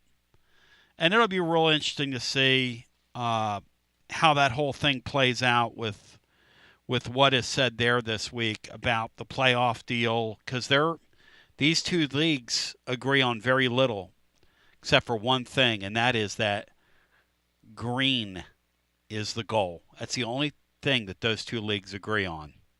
They disagree on everything else. But green is the goal, is what they completely are sold out to, both leagues. And I love, how the Big Ten acts like they're holier than thou and into all this academic stuff when they're buying so many, like Penn State hockey, for instance. They're funded by the Pagula family. Their wrestling program there, they're funded by another billionaire guy. Different nooks and crannies of the league. It's just all about how much money can I throw at this? How much money can I spend? And these two leagues are going to dominate all these sports. That's what you're going to see. So we'll get ready to go back to our phones at 865. Hey, Tony, yeah. Real quick, you come from a Penn State family. Yeah. Are you buying the Penn State hype this year? Hell no. That they're going to win the league? Hell that no. they're the number one team in America? No. And they're not either, because they call James Franklin Big Game James. That's what their fan base calls him. No. In a word, no. We'll go to the phones. Are you, Bino? You buying Big Game James? Every time they get on the field with one of those teams that can really play, what happens to them? No, I'm not buying, Tony. I have to see them. I have to see them beat Ohio State to believe it. But am I buying that they're going to make 3 of the next 5 12-team playoffs? Yes, I am buying that. Yeah, I think the program is good. Yeah, he's always going to go 10-2. He's Rick Barnes. But the high-end win a national championship stuff, no.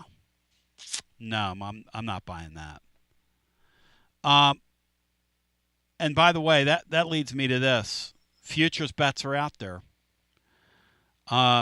If you feel like there's somebody on the list that could win it all, my friends at VIP Play, they've got lines for all 12 Tennessee football games for the upcoming season. They were the first sports book in the state of Tennessee to go that route.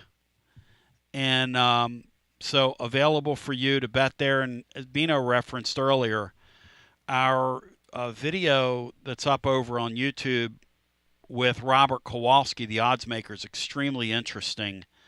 We are going to do another one here, maybe later this week, about a tournament pitting the Big Ten against the SEC and his odds and how each game would play out. Bino used to call the Big Ten the Big Wind. But I'll tell you one thing about winning. Go claim your VIP Play welcome bonus right now. Make your first bet of $5 or more. $100 in bonus bets instantly. TN Tony is your promo code. And also remember, live always, 200-plus leagues, numerous bet types, props, options. If you have a bet in mind you can't find at your sports book, Team VIP will create it for you if it's compliant and a type of bet that is accepted in the state of Tennessee. They'll be glad to do that for you. And that's why everybody gets treated like a VIP at VIP Play, where some really cool things are coming for the fall. VIP Play Will Heflin is extremely excited about it, and I can't wait to plug him into what we do in the fall. It's going to be a lot of fun. If you have a gambling problem, 800-889-9789, 21 and over, located in the state of Tennessee to place a bet. And being at Calhoun's down in Lenoir City Friday has really whet my appetite for what we're going to do this fall down on the river, because it's going to be really special Fridays down there. So let's go back to our phones without further ado and get as many phone calls in as humanly possible. CBSSports.com, the blue chip ratio that Rusty was pointing out earlier, something that was published on July 17, so late last week. Tennessee, Rusty's right, is one of the teams that has, by this, a mathematical claim over 50% a chance to win the Natty this year. Alabama, 89%. Ohio State, 89%. Georgia, 84%. Nobody gets less bang for the buck every year than Texas A&M. They're 82%, Bino, coming into this year, and picked like a couple spots higher than we are in the league. They are the definition of a popcorn fart. No offense to them. I mean, where does that place Tennessee in the blue chip rating, Tony? Oregon is 78%. Texas is 78%. LSU 73%. Notre Dame 73%. Oklahoma 70%. Penn State 68%. Miami 64%. Florida 64%. Auburn 64%. Michigan 57%. USC 57%. Clemson 55%. The Vols 54%. And Florida State 54%. So that's it. And the author of this said, if I had to guess, South Carolina and Ole Miss are likely going to grow that list of more than 50% to 20 in 2026. No other school is remotely close to joining the club. In terms of raw numbers, the SEC remains tops. Texas and Oklahoma, 9 teams out of 21. This author writes, it's totally absurd. The Big Ten has 5. And again, the premise of this is if you're looking for somebody to win a national championship, you better be close to 50%, because every year, every national champion in the past several years has been over that. dating back to 2011. The lowest a team's ever done it with from the blue chip perspective, Florida State in 2013 had the same exact blue chip ratio Tennessee does right now. Clemson in 2016 was 52%. And Rusty was right, Michigan 54%. But they had an advanced scouting edge, unlike any other. So there you go, Rice fans. 865-200-5402. Hello and welcome into our next call. You're on the air. Hey, what's up, guys? Joshy boy. Wings. Congrats to your Yankees this week on winning the series, unfortunately. Well, I appreciate that, Joshy. Yeah. That's, I believe that's the first road series they've won since June 10th. That's comforting to all the Braves fans. That's comforting to all the Braves fans. Hey, Joshy boy, the Phillies came within a cat's whisker. A Kyle Schwarber grand slam.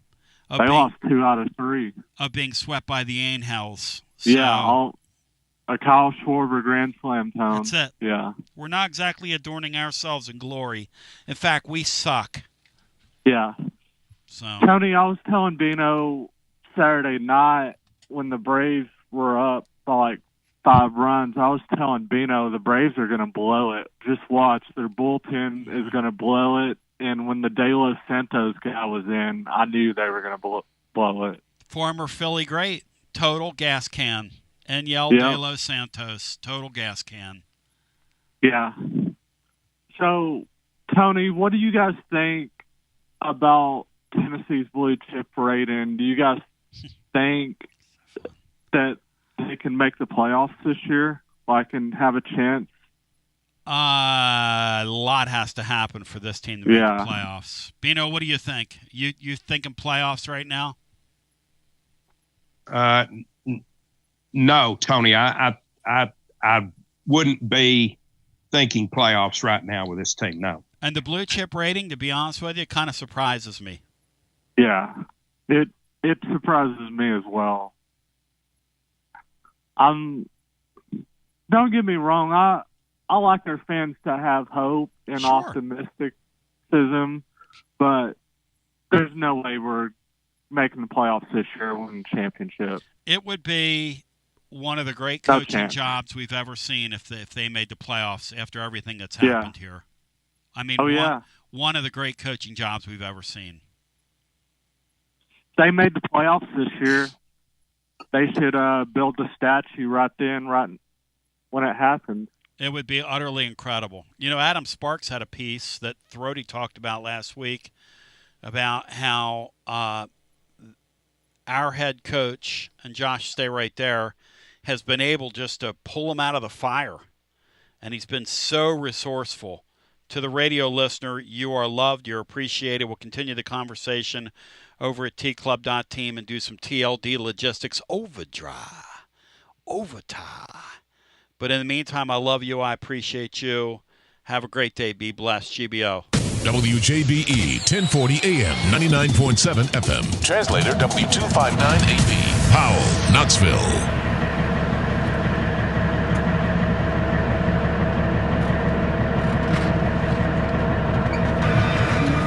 Ballet. It's TLD Logistics Overdrive Overtime, presented by TLD Logistics. Online at tldlogistics.com. I'm going to say I believe. And now let's go to the guys with today's edition of TLD Logistics Overdrive Overtime. Going to be, as Joshy Boy was saying, going to take a miracle. Denise Williams. That's a nice song, isn't it? Being an old soul tune, one of those little ballads. The Royalettes. Boom, boom, boom, boom, boom, boom, boom. Boom, boom, boom, boom, boom, boom, boom. Yeah, Nacy was good, Tony. Liked her. Woo! Gonna take a miracle. Yep. But yeah, that blue chip thing kind of surprises me that we're up there. Yeah, me too, Tone. But I'm proud of it. I'm good. I'm glad for it. Yeah. So, do you think realistically they can get to 8-4, 9-3 this season? 9-3 would be an incredible coaching job, man. Yeah. And with the Boo Carter stuff and him hanging in the balance, which I do think he's hanging in the balance right now. I don't think you can afford to lose another playmaker. No. Can you, Bino? Can this team afford to lose another playmaker like that? Definitely not. Well, you've already got so many positions, Tony, where you're in the next man up situation. I would hope that they do not lose Boo Carter, who's, as we said, is one of the few proven playmakers. Joshy, I think probably the schedule's really manageable. I think the number's right. I think this is probably an 8 or a 9 win football team. I would think 7 is the floor. I would think 7 would be a disappointment for sure. 8 or 9, I think, is more likely. Bino, when we were talking the other night, I was asking you if you were not a Tennessee fan and just a bettor, and you had the choice of playing that over or under 8.5. I think you said you'd play under the 8.5 for Tennessee. Yeah, if I were objective, not a Tennessee fan, which I'm none of the above, and I looked at everything that's happened with this team and all the places they need someone to step up, I would probably, if I were trying to make money and I were objective, I would probably bet the under, yes. Yeah. But I don't know, Joshy, I'm sure it's juiced to the under, which on my book for that right very now, reason. It's sitting at minus 120 to the under. Well, that's not too bad then. I figured it might be more than that to bet Tennessee under. Hey, Tony, do you care if I tell you a story out the door? Tell me a story. Tuesday, I was at work and just stalking my own business, and someone behind me said, "Hey, Joshy," and I turned around, and it was the great Polly Joe. Then I said, I walked up to him and I said, "Hey, Polly, how are you doing?" And he said, "Good." Then I said to Polly, "Guess whose birthday it is today?" And he says, "Is it yours, Joshy?" And I said, "No, it's Barnes's birthday." And he was like, "Joshy, why do you got to ruin my day?" And I told him, "I figured you knew that it was Barnes' birthday today and you were going to call into Basilio and rip Barnes." Wow. Ripping a man on his birthday. Joshy, you work in the produce area? Yes. What, Paulie come in there and buy like 2 dozen lemons or something? No, actually, he was buying some strawberries. Paulie has that lemon. Paulie is just, you had to come in here and rain cloud all over everybody. We're 8 days out from media days. You guys really on take a thing. Just say it, Tony. Just $1 million code. Say it, Tony. Bino's like, shut the hell up. I like when Bino gets red. Because Bino's like, and Bino gets in that raw mode. Bino's a sweet guy, right? Till he gets in that raw mode, and then he'll look at somebody and go, "Here's an idea. Why don't you shut the hell up?" I love when Bino does that. I can always tell, like, when we're at a remote or being around Bino down through the years. And, Bri, you know it, too. When Bino gets on the edge of that thing where he snaps, I sat back here and let Paulie and Bino, if you go back and listen to that, you'll notice I get out of the way. Now, some of the absurd things, and he was trying to, Paulie does that thing, Bino, where he tries to drag me into it. Did you notice that? He was like, "Tony, you know. I'm like, "No, I don't know. No, I don't know. Don't speak for me, and I don't know." And then he said, "What did he say about our offensive line play last year, Bino? What was his line on that?" They were awful. No, they weren't. They weren't awful. No, actually, no. I mean, they weren't what you call like lights out great, but they certainly you don't go 10-2 and make a playoff having an awful offensive line. Awful offensive lines. NC State last year. What was that kid's name? That McCall kid that got hurt. What was his name? Is that his name, Bri? Yeah, that played at Coastal and transferred there. Grayson McCall, was that his first name? Yeah, I believe that's right. Bryson or Grayson McCall. Grayson McCall. Bino, have you looked into how bad this Syracuse team is? We're going to see in a few weeks because they are brutal. I have not yet, Tony, but I listened to again. I was watching YouTube with you and Killer Kowalski, and he was saying that they were not good. He was saying they weren't good to begin with, and then they got picked apart in the portal. They lost their best offensive lineman to somebody. Again, that's what this is. I mean, you get in the middle of the card and you get flexed on, and we'll go back to the phones and we'll get our next call in. And Joshy boy, you made me giggle right there. Hello and welcome into our next call. You're on the air. Tony B. Bino, hey, it's Richard. Hey, Richard, welcome in. So I'm just talking. Tony, the quarterback he's referencing that's committed to Georgia is the local kid here, plays for Nashville Christian, Jared Curtis. He's already 19 years old, so he's very advanced age to still be playing, high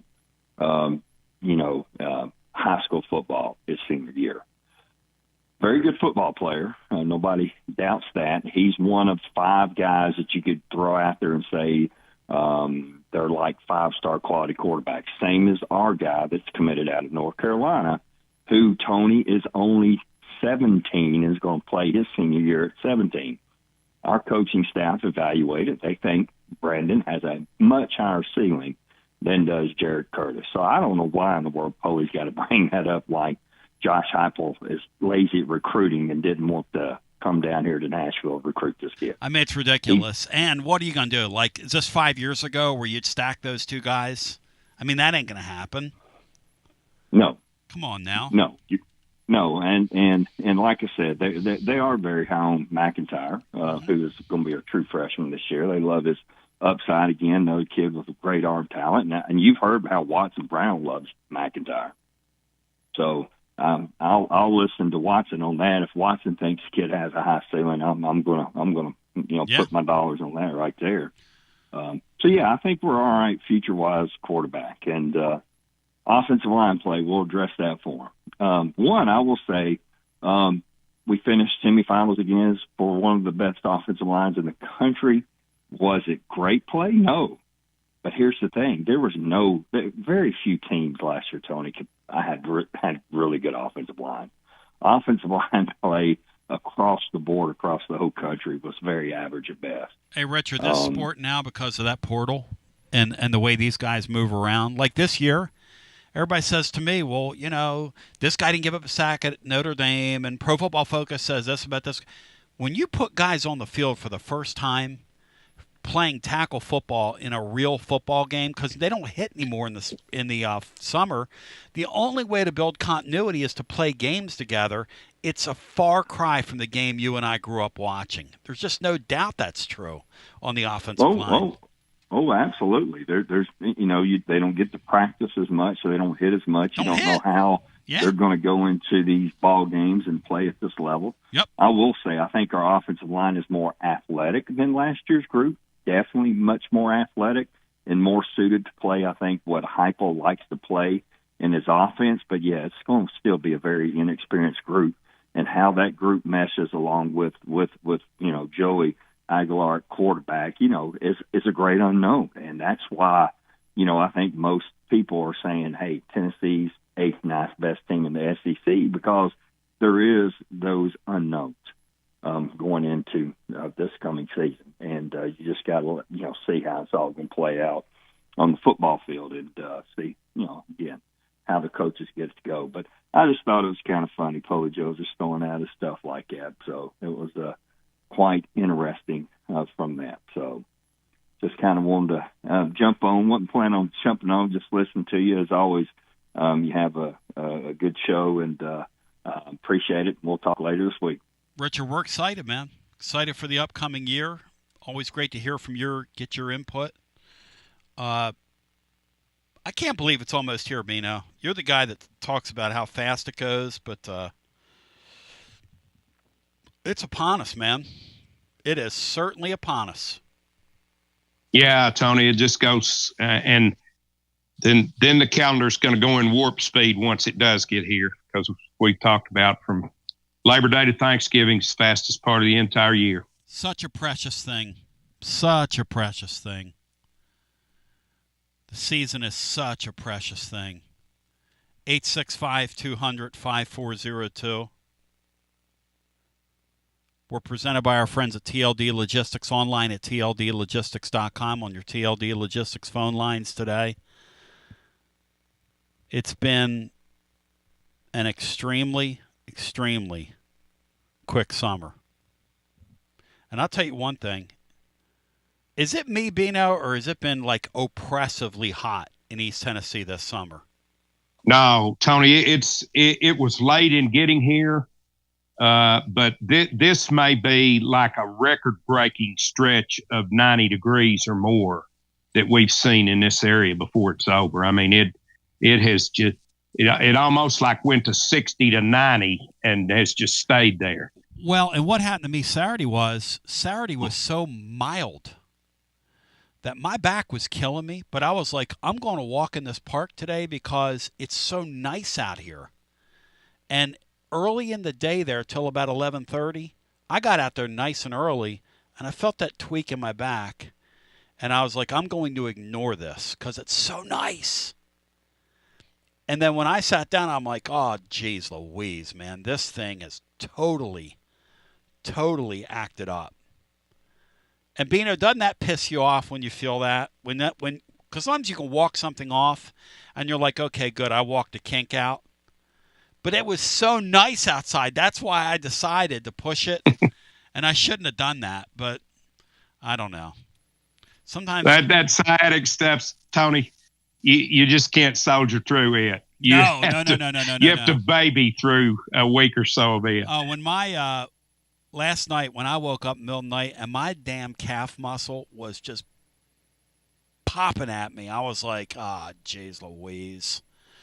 Hello and welcome into our next call. You are live with us on TLD Logistics Overdrive Overtime. Hi. Hey, Tony. It's Sam in Nashville. Hey, Sam. Great to talk to you, my man. Yes, sir. I've got some more stuff for the blog. I'm going to put it together soon. Cannot wait. You are appreciated, my man. And I'll briefly go over one part of it. I went through every single App State game last year for Joey Aguilar. Every single interception he threw, his team was trailing at that point in the game by an average of 10 points. So you can read into it multiple ways, but the way I see it, as a guy that was in his fourth year on a bad team, he's already down 10 points on average. He's just trying to make something happen. So I trust Heupel can get a lot of that out of him. Because he had 3 or 4 games where he threw 3 touchdowns, 4 touchdowns, 0 picks. A couple of the games were the big ones where he threw 2, 3, 4 interceptions when they were down. The one thing I'll have that all the one thing up. I want to see that, because the one thing Watson Brown says about Heupel's offense, and Watson's right about this, it's true with any of these offenses, is as long as I'm ahead of the sticks, I can mitigate these horrendous things happening. He said even the year that Hendon Hooker had, where this thing was going warp speed, when you got in third and long, more times than not, you're walking off the field. You're going to punt the ball. And so, that would make sense to me. A kid that's on a bad team who's a real competitor, because what I hear about this kid is he's extremely confident. He's extremely cocky. He's got kind of that walk about him. He's got kind of that way about him. I can't wait to see what it looks like. It's just inordinately interesting to me that we're going to see this, that we're in this spot. None of us wanted to be in this spot. None of us wanted to see that thing blow up. But, hey, it's one of those deals where they got some lemons, and let's make some sweet lemonade. Bino, what does that say to you when you hear Sam share with us that his research shows him that this guy's picks happen when he's a couple scores down? Well, it makes me feel a little better about it, Tony, just simply because that's the time when you would take some risks. I hope what we have is a happy medium between being a gunslinger and putting your team in trouble, and maybe being, and I don't know that this was Nico's issue. It was either he didn't see the field real well, or he was so turnover averse that he was a total ball holder. So I hope we find something in between those two. Hey, Brian Hartman, what's to say to you, my man? Well, I say that he probably, just like Bino said, they're on a bad team and they're behind a lot. So hopefully the schedule is easier and he's not on he's got more playmakers around him to where you're not playing from behind as much. And we'll see if he's any better in that regard. But I know this, he's got more experience than maybe the Georgia quarterback will. And he's got more experience playing at the FBS level than Arch Manning and Ty Simpson and Gunnar Stockton. So we'll see how much better or not better he is than those three. And we'll see how Nico does with a team that's not as good.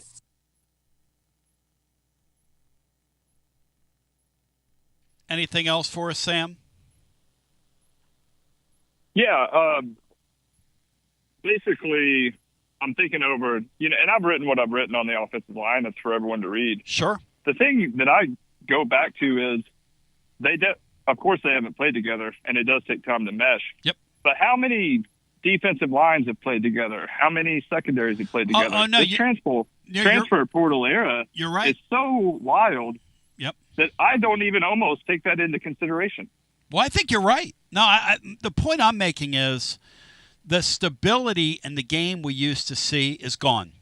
And so even at the top of the deal, these teams are one injury away because those guys are moving. If you look at like Georgia's losses last couple of years in the transfer portal, you can't lose 30 football players in 2 years. I know you're constantly it's like the old adage in sales, you're constantly pouring into the top of the funnel, but things are making their way. These players are making their way out of the bottom of that funnel faster than they ever have.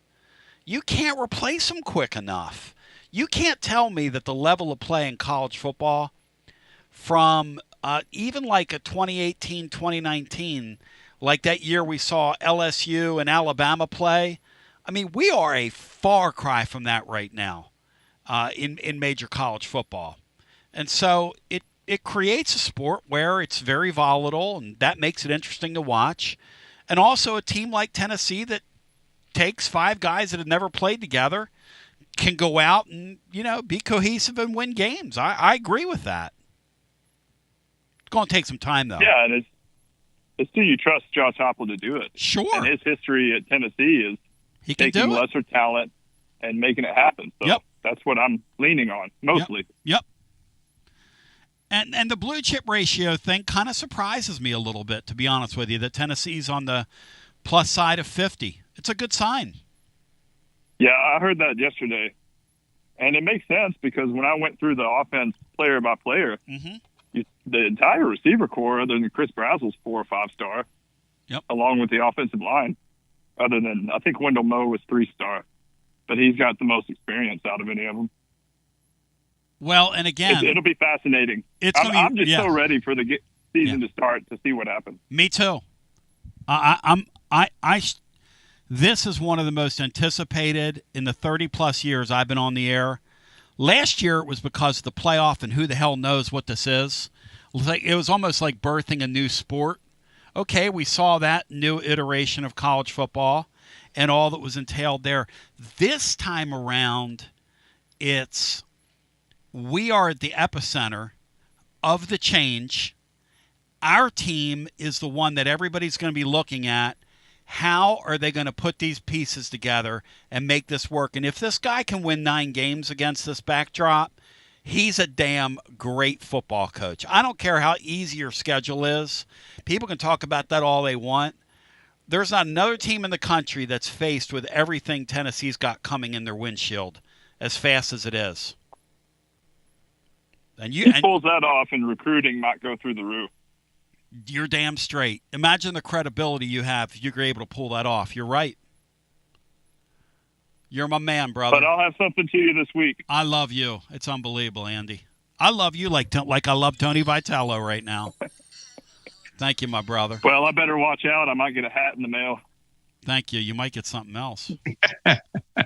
865-200-5402. I might be working on a steamy photo for you later on.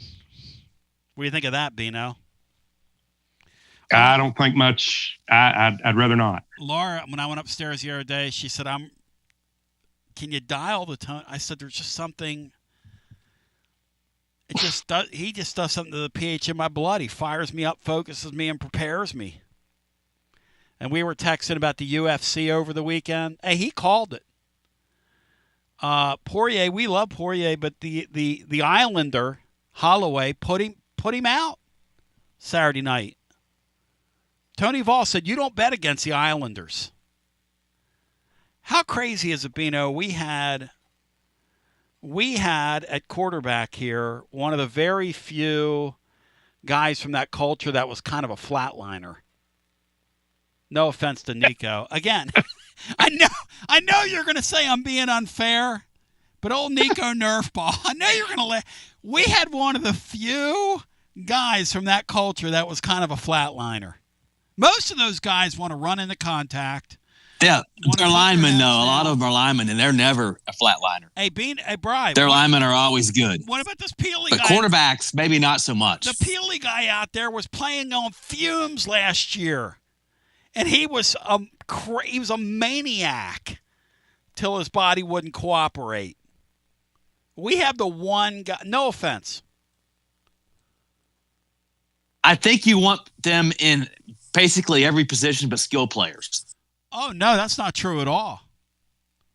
Don't you? No, I want them all. I love those guys. The Polynesia Bowl was incredible. Let's go to the phones. Bino giggled at that. I love when we pop Bino. 865-200-5402. Hello and welcome on TLD Logistics Overdrive Overtime. Hi. I want the Hawaiian running backs and wide receivers. I want them all, man. And of course, the offensive and defensive linemen. I mean, they're sumo wrestlers, basically. Yep. So they are. Tough people. They're warriors. They're warriors, my man. You say you got sciatic problems? Buddy, I'll trade your sciatic problems for what I got wrong with me. Oh, I bet that's true. Has 4 discs fused. Oh, man, wow. Yeah, that's coming. Oh, my goodness, Joe. Yeah, yeah. God bless you. Yeah, it's coming. It's coming. It's coming. It's coming up fast in the rearview mirror. So, pain.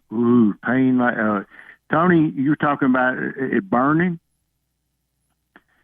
I'll compare. Mine is like somebody's got one of those elastic rehab bands on my calf and is pulling it as tight as they can pull it, like they're going to squeeze all the blood out of my leg, and no feeling in my bottom of my foot or any of my toes. Damn, dude. My heart goes out to anybody that suffers with back pain. Anybody. Oh, yeah.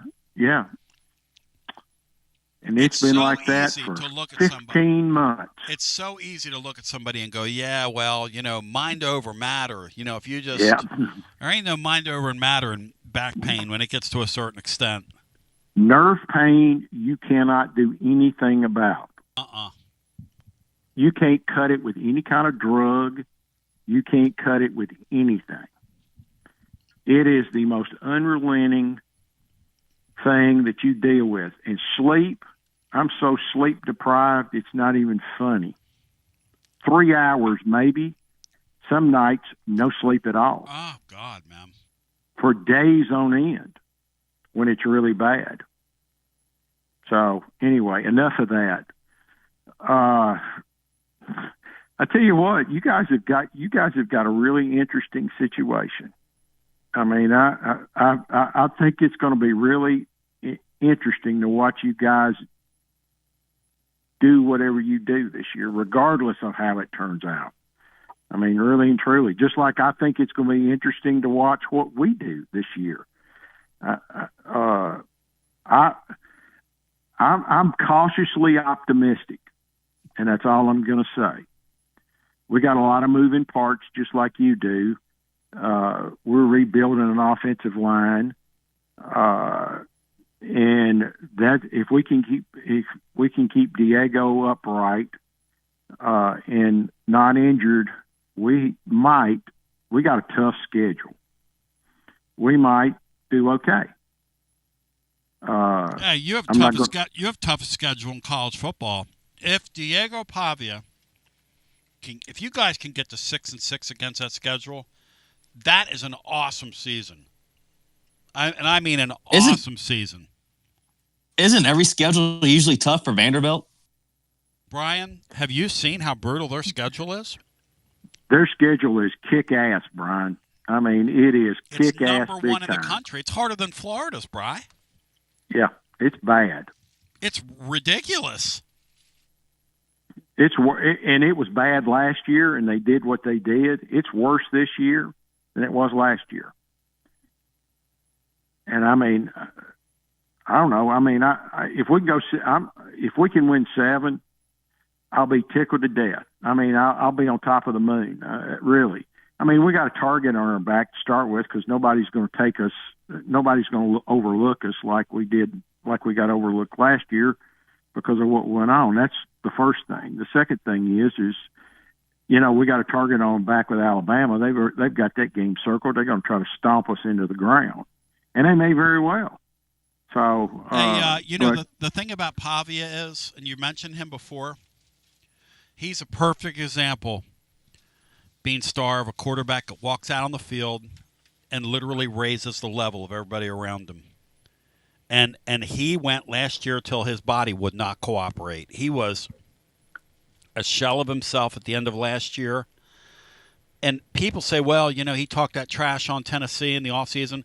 Listen, I respect the hell out of guys like that. We've got such a cookie-cutter approach to everything now where everybody's so close to the vest and guarded. Give me a little flavor with my sports, man. Give me a little flavor with it. And that kid is not afraid to compete. Hey, Beanstar, I'm kind of a Pavia fan, even though he plays for Vandy. I like the guy. Yeah, I do as well. Now, that's what I was going to tell Joe is when you have that piece, when you have a tough dual threat quarterback that raises the level of play around him, that always gives you some hope. Oh yeah, I mean I'm going to totally agree with you. I mean he brings them up. He's probably worth 2 wins a year at least as far as last year's team's concerned, maybe 3. I mean, just from nothing more than sheer will of getting them through some of the stuff that they would typically fold under. I mean, Virginia Tech's his first game out of the box, he willed them to that win. Same thing with Alabama. Hey, Brian, off the top of your head, do you know Vandy's win total from Vegas? Does anybody know that? 5.5. It's under 6. I'm pretty sure. So it's 5.5? probably 4.5, 5.5. 5.5. Yeah, 5.5 is the win total. Generally, Vanderbilt's the type of program where every schedule's tough for them every year.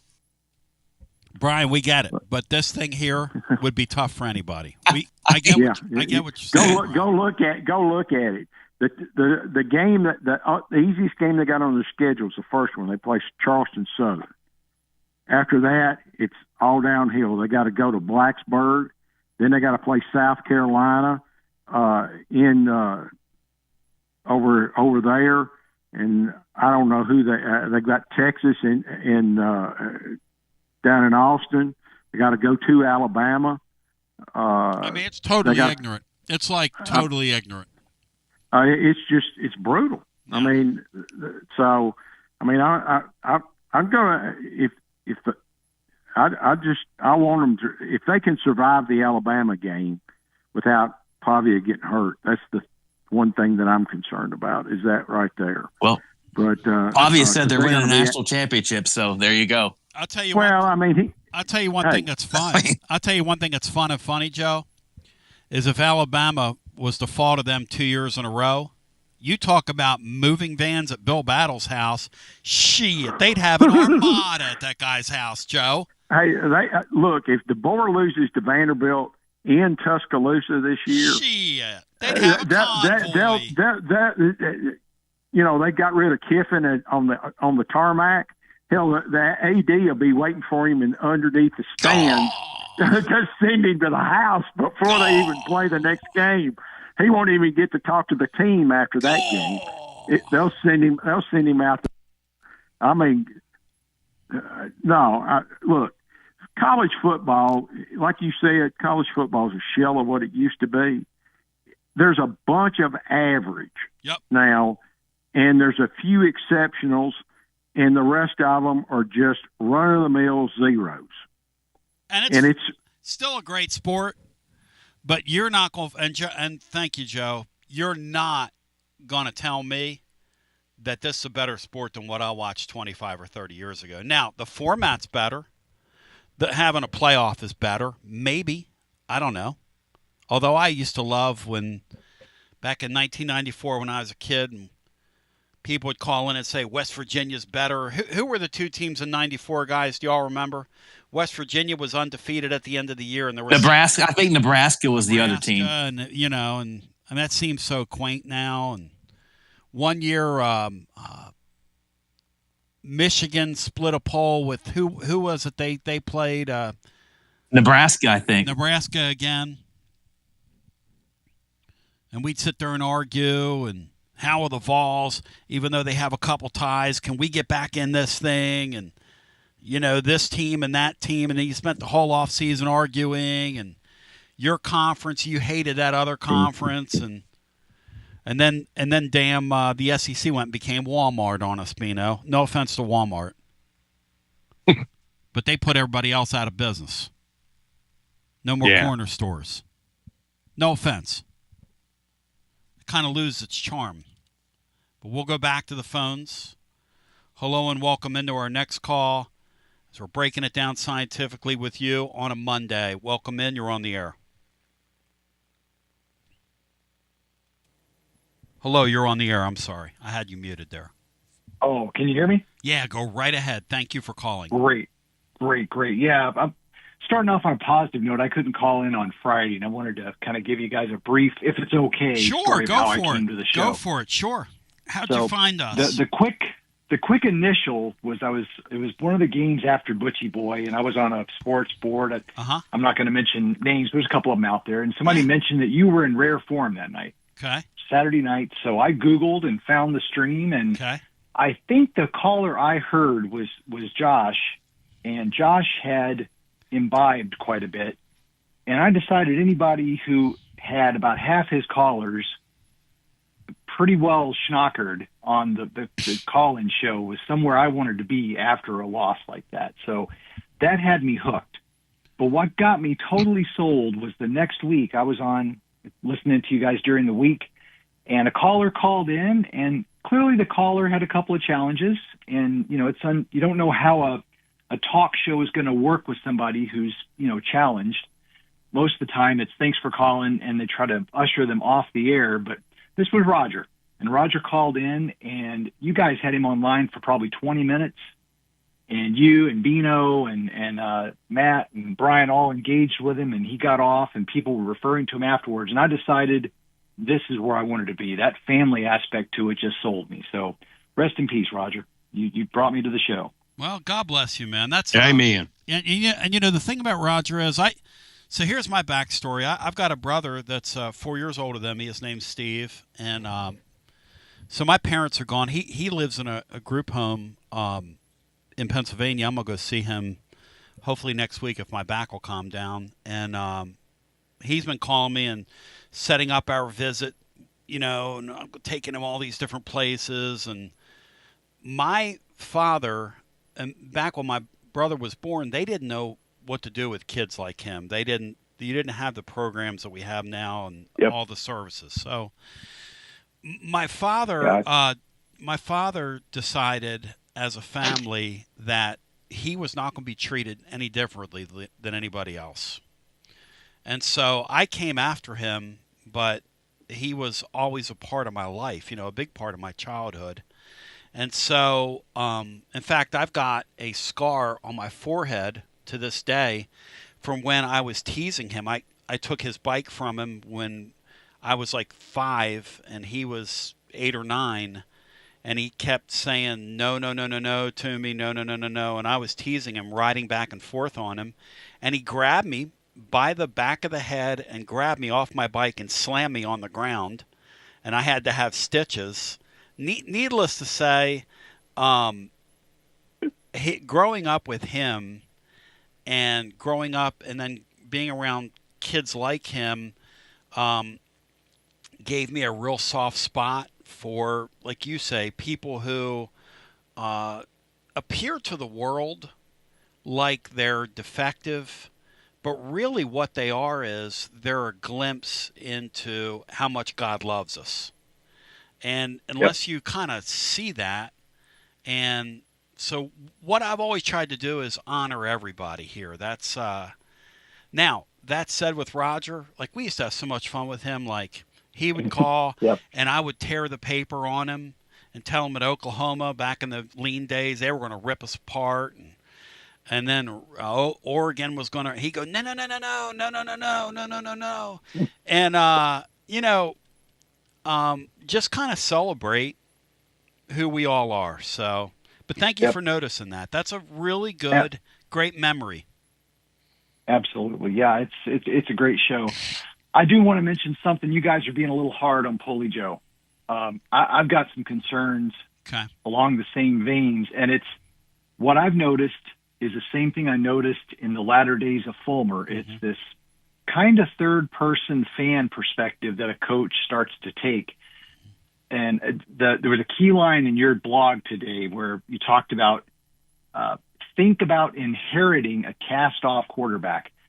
Tony, after 5 years, you don't inherit anybody on your team. That's Heupel's team. He does not get to be a coach who takes a team and makes the best of it. You've built it. You've got to take responsibility for it. And I think Heupel's a good coach. I think he's a great person. I think he was exactly the right hire at the time.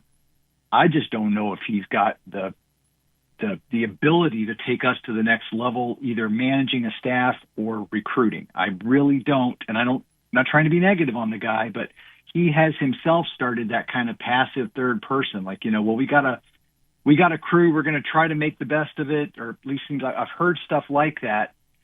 And you get a pass the first couple of years, but after a while, that's your team, coach. And if it's deficient because you didn't plan. So that's all I want to say about that. I think after 5 years, he does not get to inherit a quarterback anymore. That's who he's got. This is his team. Well, first of all, thanks for reading the blog. Secondly, the reason I use the terminology inherit is something happened to them this year that was extraordinary.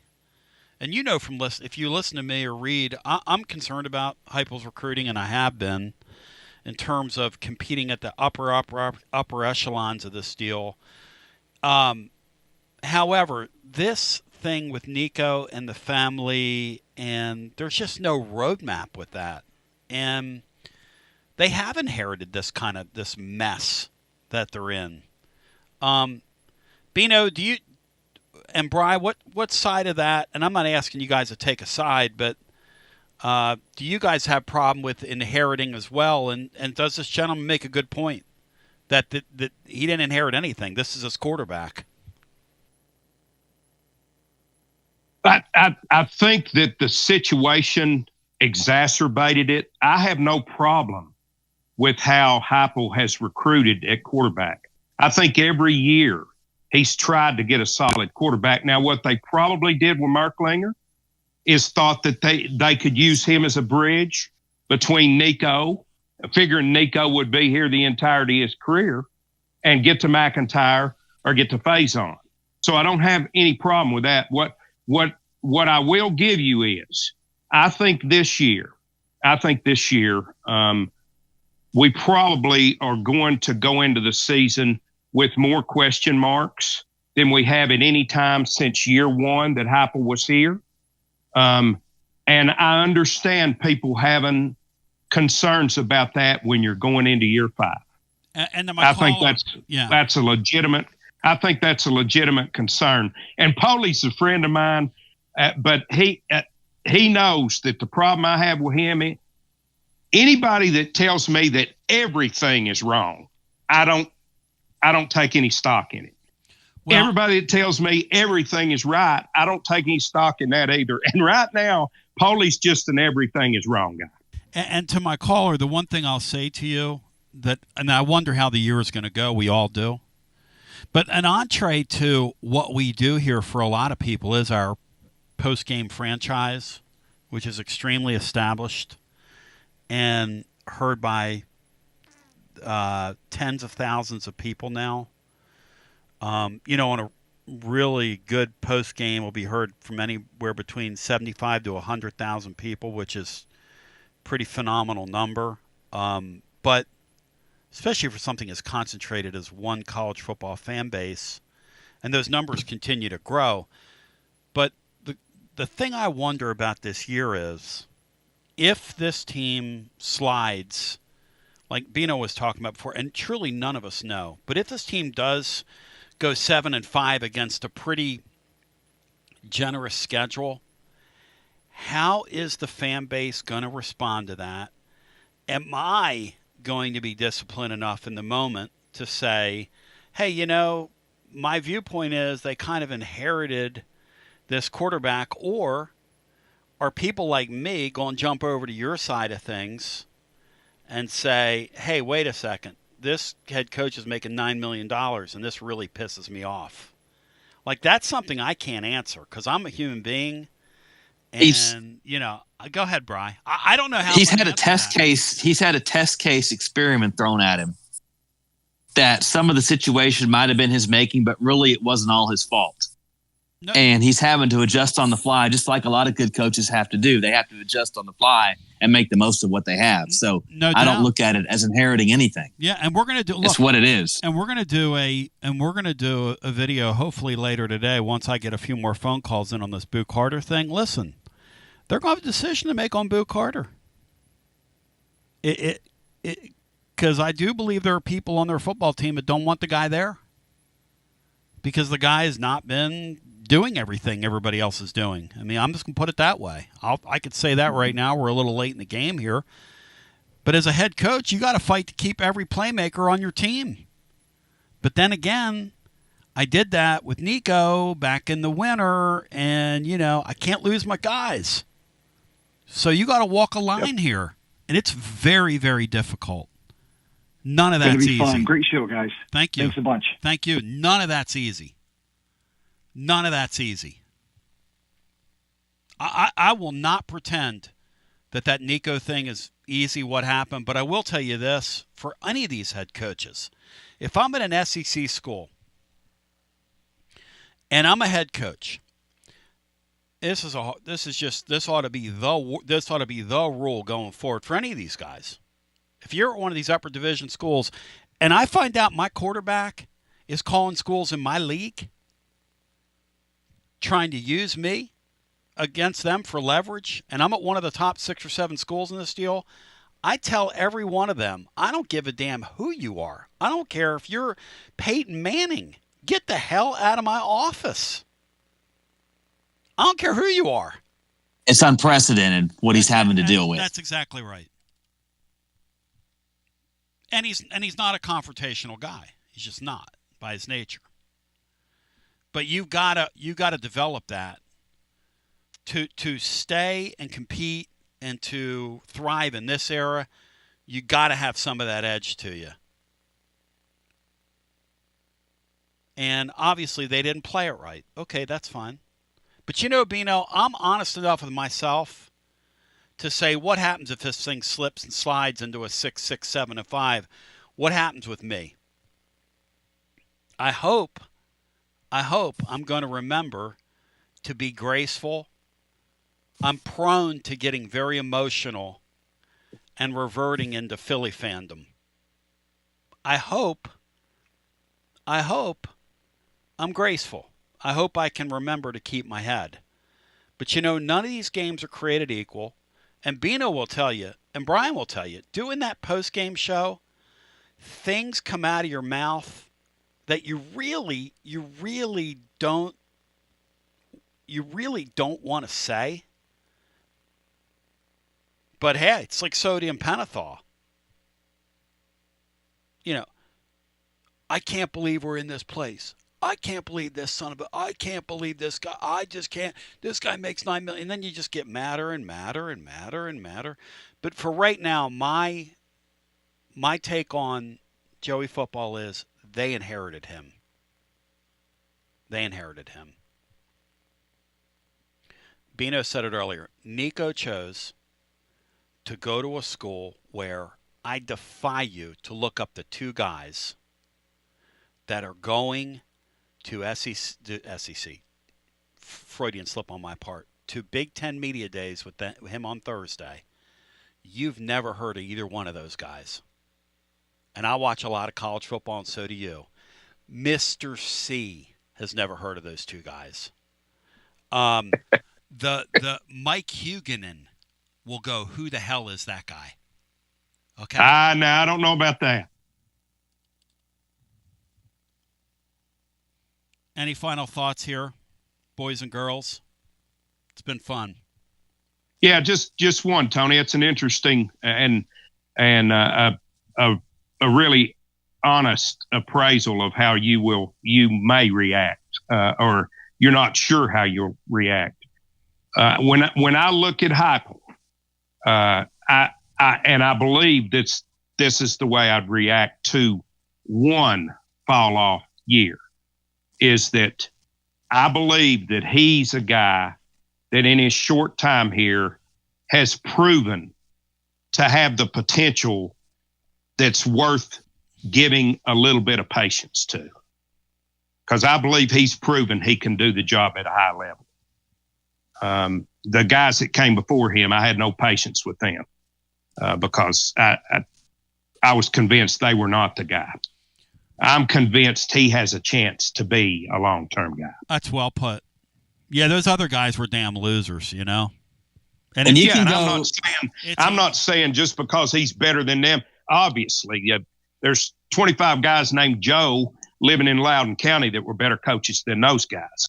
But he has the potential to be a really, really solid head football coach. He's already shown it. No doubt about it. And when you can hold serve with Bama and Florida, you get my vote. He's held serve with Bama and Florida. He's 500 against both of them. Haven't lost at home to them. Well put, Bri. Well put, Beanstar. A lot of fun today. Thank you to everybody that participated. A lot of great calls today. A lot of fresh new voices. And then there's Polly.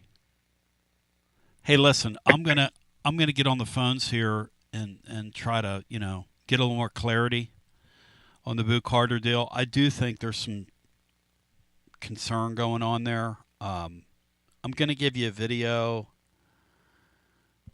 maybe later today. If I can't get enough to kind of get my hands around it, maybe we tackle it in the blog tomorrow. But at any rate, if you want to go to our YouTube page and like and subscribe and then turn the notifications on, And when we publish something, it'll be there, but we're going to be publishing a lot of stuff there. So that's kind of what that's for. That sort of forum, and just a compressed, quick, hey, this is the latest here. People have been kind of rumoring around him, and we'll address it. But I do think there's something too. There's a little crisis going on around him. Bino, thanks. Bri, thank you. And I want to thank my friends at TLD Logistics online at tldlogistics.com. Special shout out. Check us out over at tclub.team today. Again, Throaty's got some great stuff. I tell on myself, my math was wrong. I actually only had 7 of the 9 picked correctly in the order I thought the media would pick them. But one thing remains true. This season is going to be really tremendous. It's going to be tremendously interesting. There's no question that's true. And then the second thing is that I'm going to expect the unknown. And I'm going to expect anything. This is going to be an anything year. It's going to be wild. It's going to be fun. Till we meet again, for Bino, for Brian, my name's Tony. Check us out at tclub.team. And also, go over to YouTube today, like and subscribe what we're doing. Hit that like button, too, because that will help people find us there as we continue to grow in that space. In the meantime, love, peace. Maybe we'll see you later on today over at YouTube. Appreciate you. Have a great day. Peace.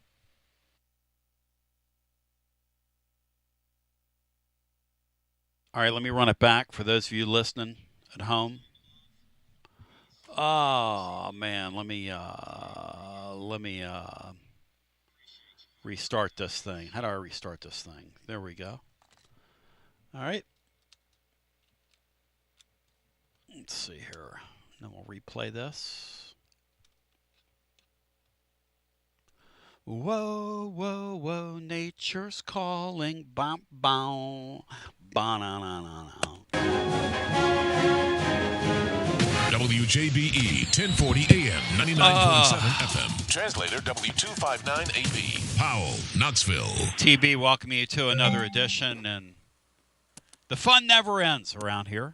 As they say in the trade, was getting ready to play a gig yesterday at Spire Park out in beautiful Clinton, and man, my sciatica nerve flared up. I've had that happen a few times. Anybody that knows what I'm talking about, that referred pain that goes down the back of your leg and down to your calf, and it was barking at me all night long. But here we are, as we're fired up, focused, and prepared to be with you.